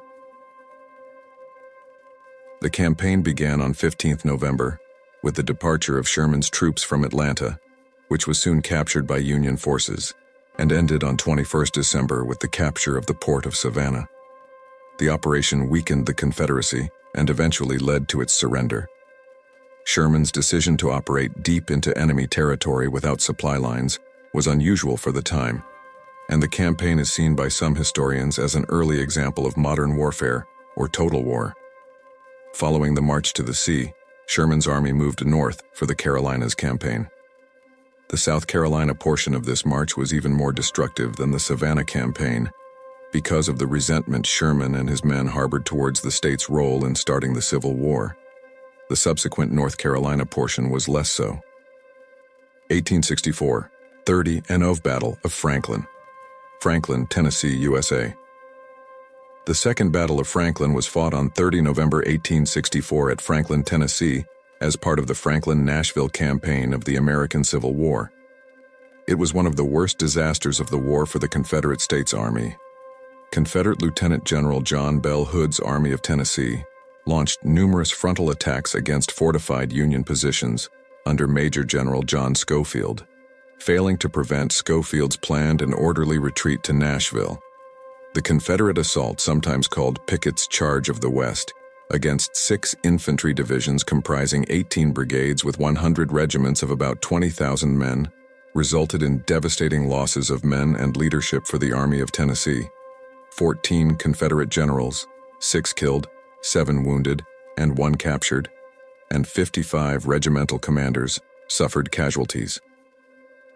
Defeated by Major General George H. Thomas at the subsequent Battle of Nashville, the Army of Tennessee retreated with barely half the men with which it had launched the brief offensive and was effectively destroyed as a fighting force for the remainder of the war. Boxing 864, 15th December, 16th December, Battle of Nashville. Nashville, Tennessee, United States. The Battle of Nashville, fought on 15th or 16th December 1864, was a major engagement during the American Civil War, marking the culmination of the Franklin-Nashville campaign. The battle took place at Nashville, Tennessee, where the Union Army of the Cumberland, led by Major General George H. Thomas, clashed with the Confederate Army of Tennessee, led by Lieutenant General John Bell Hood. The Union Army won a decisive victory by attacking and routing Hood's forces, inflicting heavy damage and largely neutralizing the Confederate Army. Thomas's strategy was to launch a diversionary attack on the Confederate right, while his main force maneuvered against the Confederate left. Over the course of the two-day battle, the Confederate defenses were gradually eroded as the Union forces continually pushed them back. By the end of the second day, the Confederates were in full retreat, with Union forces in close pursuit. If Hood had mortally wounded his army at Franklin, he would have killed it at Nashville 2 weeks later. Although Hood blamed his subordinates and soldiers for the entire fiasco, his career was over. He withdrew his army to Tupelo, Mississippi, resigned his command on 13th January 1865, and was never given another field command. 1865 Solution Ornament, 1865, January 13th, January 15th. Second Battle of Fort Fisher. Fort Fisher, Cure Beach, North Wilmington, was the Confederacy's last major port on the Atlantic coast, sometimes called the Gibraltar of the South, and the last major Confederate coastal fort. Fort Fisher was of immense strategic value during the war, providing a port for blockade runners, supplying the Army of Northern Virginia. Ships leaving Wilmington via the Cape Fear River for the Bahamas, Bermuda, or Nova Scotia to trade cotton and tobacco for supplies needed by the British were protected by the fort. Based on the design of the Malakoff Redoubt at Sevastopol, Russia, Fort Fisher was constructed largely of earth and sand, which allowed it to absorb heavy fire from Union ships better than older mortar and brick fortifications, with 22 guns facing the sea and 25 facing land. The sea-facing guns were mounted on 12-foot, 3.7-meter batteries, with larger 45 and 60-foot, 14 and 18-meter batteries at the southern end of the fort. The fort's huge earthworks contained underground passages and bomb-proof chambers. The fortifications prevented Union ships from attacking Wilmington Harbor and the Cape Fear River. In December 1864, Union ships under the command of Rear Admiral David D. Porter launched a naval bombardment of the fort with little effect. In January 1865, the Union Army, Navy, and Marine Corps successfully attacked Fort Fisher. The loss of Fort Fisher threatened the safety and usefulness of Wilmington, the Confederacy's last remaining seaport. Most of the military supplies on which the Army of Northern Virginia depended came from Wilmington. There were no other ports near Virginia that the Confederates could actually use. It was probably already impossible for Europe to potentially recognize the Confederacy, but now it was completely unrealistic. The fall of Fort Fisher was the final nail in the Confederate coffin. A month later, a Union army under General John M. Schofield would march up the Cape Fear River and capture Wilmington. 1865, 19th March, 21st March, Battle of Bentonville. Bentonville, North Carolina, USA. The Battle of Bentonville, 1924 March 1865, was fought in Johnston County, North Carolina, near the village of Bentonville, as part of the Western Theater of the American Civil War. It was the final battle between the armies of Union Major General William T. Sherman and Confederate General Joseph E. Johnston. The right wing of Sherman's army, under Major General Oliver O. On the first day of the battle, the Confederates attacked the Ovtinov Corps and routed 2 divisions, but the rest of Sherman's army successfully defended its positions. On the third day, as the fighting continued, Major General Joseph A. Mower's division followed a road to the Confederate rear and attacked. The Confederates were able to repel the attack when Sherman ordered Mower to return and link up with his own troops. As a result of the overwhelming Union strength and the heavy losses suffered by his army in the battle, Johnston surrendered to Sherman at Bennett Place near Durham Station just over a month later. Johnston's surrender, along with that of General Robert E. Lee on 9 April, effectively ended the war. 1865. 25-Mayar Battle of Stedman's Castle. Petersburg, Virginia, USA. The Battle of Fort Stedman, also known as the Battle of Hares Hill, took place on 25 March 1865 in the closing stages of the American Civil War. Confederate forces under Major General John B. Gordon launched a pre-dawn surprise attack on the Union fortification near Petersburg, Virginia, in an attempt to break the siege of Petersburg. Initially, Gordon's troops had some success, capturing parts of the fort and opening a 300-foot-wide breach in the Union defenses. However, Union troops under Major General John G. Parke quickly responded, closing the breach and repulsing the Confederate attack. As the battle progressed, the Confederates' initial advantage diminished. General Napoleon B. McLaughlin, in charge of the Fort Stedman sector of Brevet Brig. Parke's 9 Corps effectively contained and then recaptured the Confederate gains. At 7:45 a.m., the aftermath of the Battle of Fort Stedman was significant. Union forces suffered 1,044 casualties to the Confederates' 4. More importantly, Confederate positions were weakened, and a significant number of irreplaceable soldiers were lost. The battle was the last major offensive of the Army of Northern Virginia, and Lee's army was now in a precarious position, paving the way for the Union's groundbreaking attack a week later, which would lead to the final surrender of Lee's army at Appomattox on 9 April 1865, essentially sealing the fate of the Confederacy. 1865, 29 March, 9 April. Appomattox Campaign.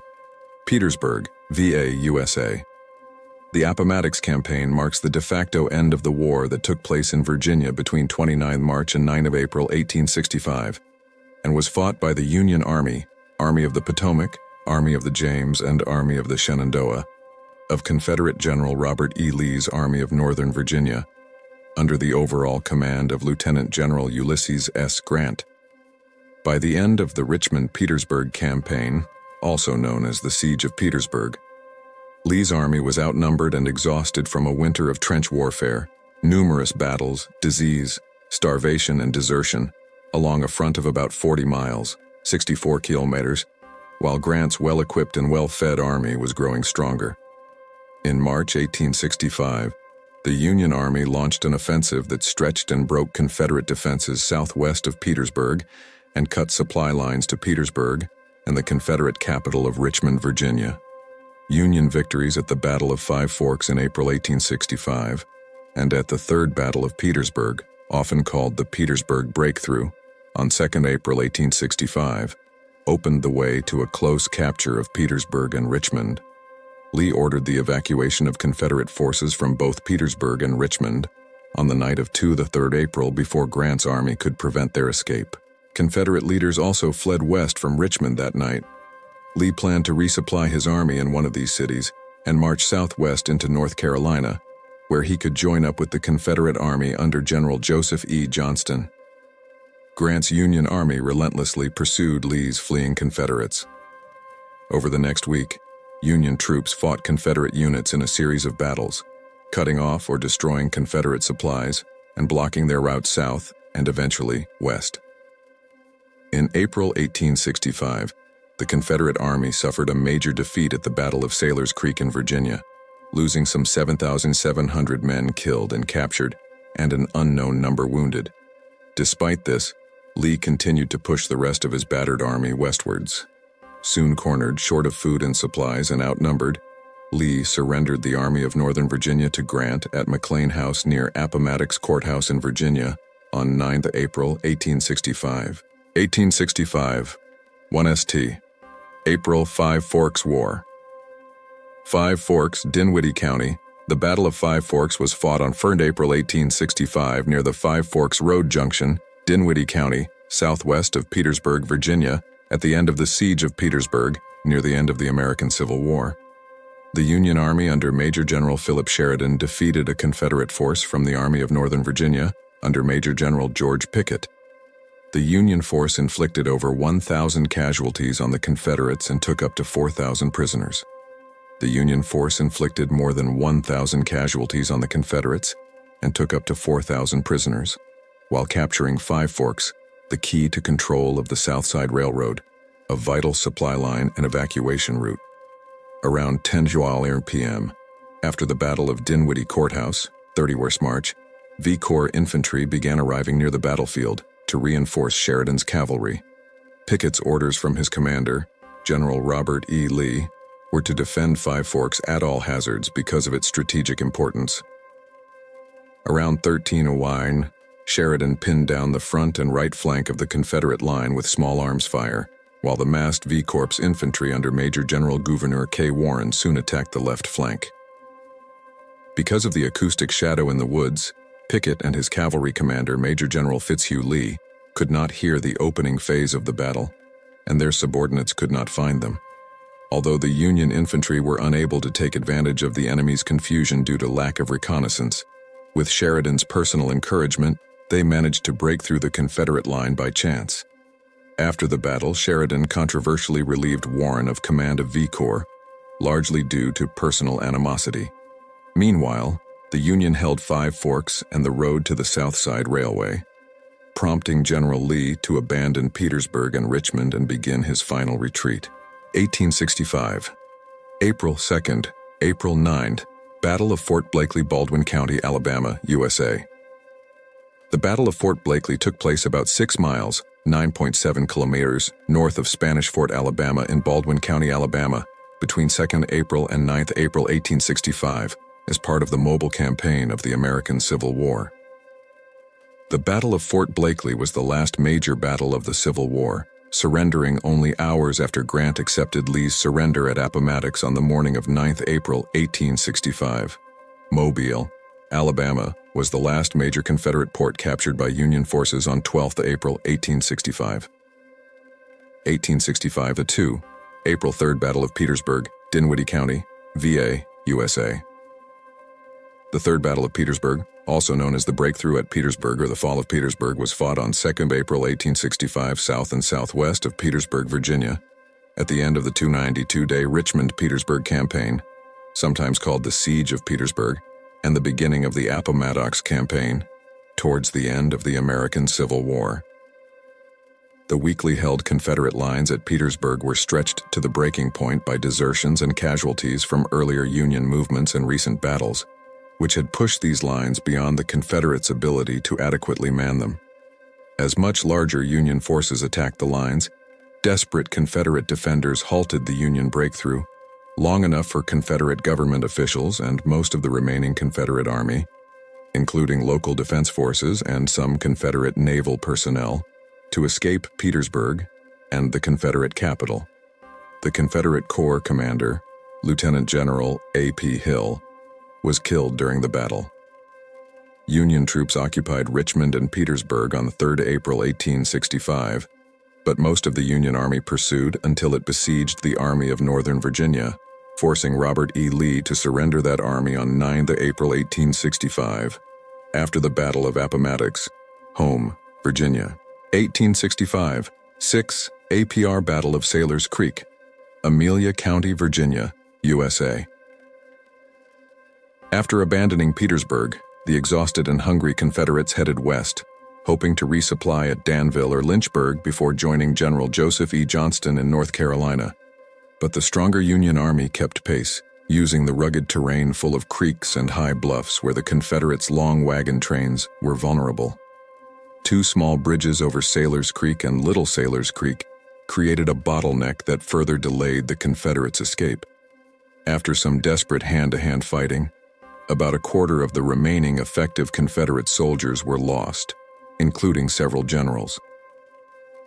Watching the surrender from a nearby bluff, Lee made his famous desperate remark to Major General William Mahone, "My God, is the Army disbanded?" 1865. April 9. Lee surrenders Appomattox Courthouse, Morton. The Battle of Appomattox Courthouse, fought on the morning of 9th April 1865 in Appomattox County, Virginia, was one of the last battles of the American Civil War, 1861-1865, and was the last engagement fought by Confederate General Robert E. Lee and his Army of Northern Virginia before surrendering to the Union Army of the Potomac under Ulysses S. Grant, who had abandoned the Confederate capital of Richmond, Virginia, after the 9.5-month siege of Petersburg and Richmond. After abandoning the Confederate capital of Richmond, Virginia, after the 9.5-month siege of Petersburg and Richmond, Lee retreated west, hoping to join his army with the remaining Confederate forces in North Carolina, the Army of Tennessee. Union infantry and cavalry under General Joseph E. Johnston, Union infantry and cavalry under General Philip Sheridan, pursued and cut off the Confederate retreat at Appomattox Courthouse in central Virginia. Assuming that the Union force consisted entirely of lightly armed cavalry, Lee launched a final attack to drive the Union forces across his front. When he realized that the cavalry was now supported by 2 Federal infantry units, he had no choice but to surrender, his retreat and escape route now cut off. The surrender papers were signed in the parlor of Wilmer McLean's house on the afternoon of 9th April. On 12th April, a formal parade led by Confederate Major General John B. Gordon and the surrender of arms by Federal brig. General Joshua Chamberlain marked the disbandment of the Army of Northern Virginia by paroling the remaining 28,000 or so officers and men, allowing them to return home without their main weapons, but allowing the men to keep their horses and the officers to keep their sidearms, swords and pistols, effectively ending the war in Virginia. 1865. 14 APR, the assassination of Abraham Lincoln Ford's Theater, 10th Street. No, on 14th April 1865, Abraham Lincoln, the 16th President of the United States, was assassinated by famed theater actor John Wilkes Booth while attending a performance of Our American Cousin at Ford's Theater in Washington, D.C. Lincoln died the next day at 7:22 a.m. in the Peterson House across the street from the theater, and his funeral and burial marked a long period of national mourning, as he was the first president to be assassinated. Taking place near the end of the American Civil War, Lincoln's assassination was part of a larger plot in which Booth aimed to revive the Confederate cause by eliminating 3 of the federal government's most important officials. Conspirators Lewis Powell and David Harold were to kill Secretary of State William H. Seward, and George Atzerodt was to kill Vice President Andrew Johnson. Seward was only wounded, and Johnson's would-be assassin got drunk instead of killing the vice president. After a dramatic initial escape, Booth was killed at the climax of a 12-day chase. Powell, Harold, Atzerodt, and Mary Surratt were later hanged for their roles in the assassination. 1865, 26 May, end of war. Washington, D.C., USA. On 26 April 1865, the same day that Boston Corbett killed Booth in a tobacco warehouse, General Joseph E. Johnston surrendered some 90,000 men of the Army of Tennessee to Major General William Tecumseh Sherman at Bennett Place, near present-day Durham, North Carolina. It proved to be the largest surrender of Confederate forces.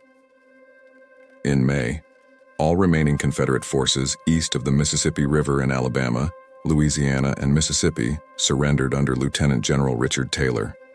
Confederate President Jefferson Davis was captured at Irwinsville, Georgia, on 10th of May, 1865.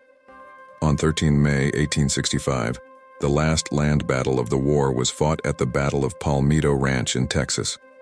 On 26 May, 1865, Confederate Lieutenant General Simon B. Buckner, acting on behalf of General Edmund Kirby Smith, signed a military treaty surrendering the Confederate Army of the Trans-Mississippi Department. This date is often cited by contemporaries and historians as the end of the American Civil War. 1866, 1D key last word, United States. The war utterly devastated the South and raised serious questions about how the South could be reintegrated into the Union. The war destroyed much of the wealth that existed in the South. All accumulated investments in Confederate bonds were lost. Most banks and railroads went bankrupt. Per capita income in the South fell to less than 40% of that in the North, a situation that persisted well into the 20th century. The previously significant Southern influence in the federal government was greatly reduced by the second half of the 20th century. Reconstruction began during the war with the Emancipation Proclamation of 1 January 1863 and continued until 1877. It included many complex methods of solving the problems that arose after the war. The Constitution, the 13th, 1865, which outlawed slavery, the 14th, 1868, which guaranteed citizenship to slaves, and the 15th, 1870, which gave slaves the right to vote. The Civil War was one of the earliest examples of an industrial war, in which technological power was used to achieve military superiority in war. New inventions such as the railway and the telegraph delivered troops, supplies, and messages at a time when horses were still considered the fastest way to travel. Naval warfare saw the use of steam-powered armored warships for the first time in history.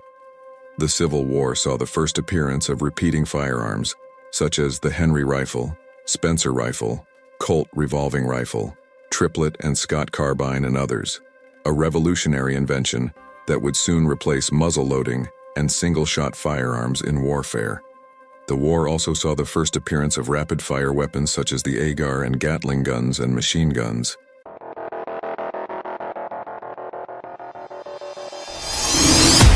We offer you deep historical information from history on YouTube channel. Subscribe. Now don't forget to turn on notifications.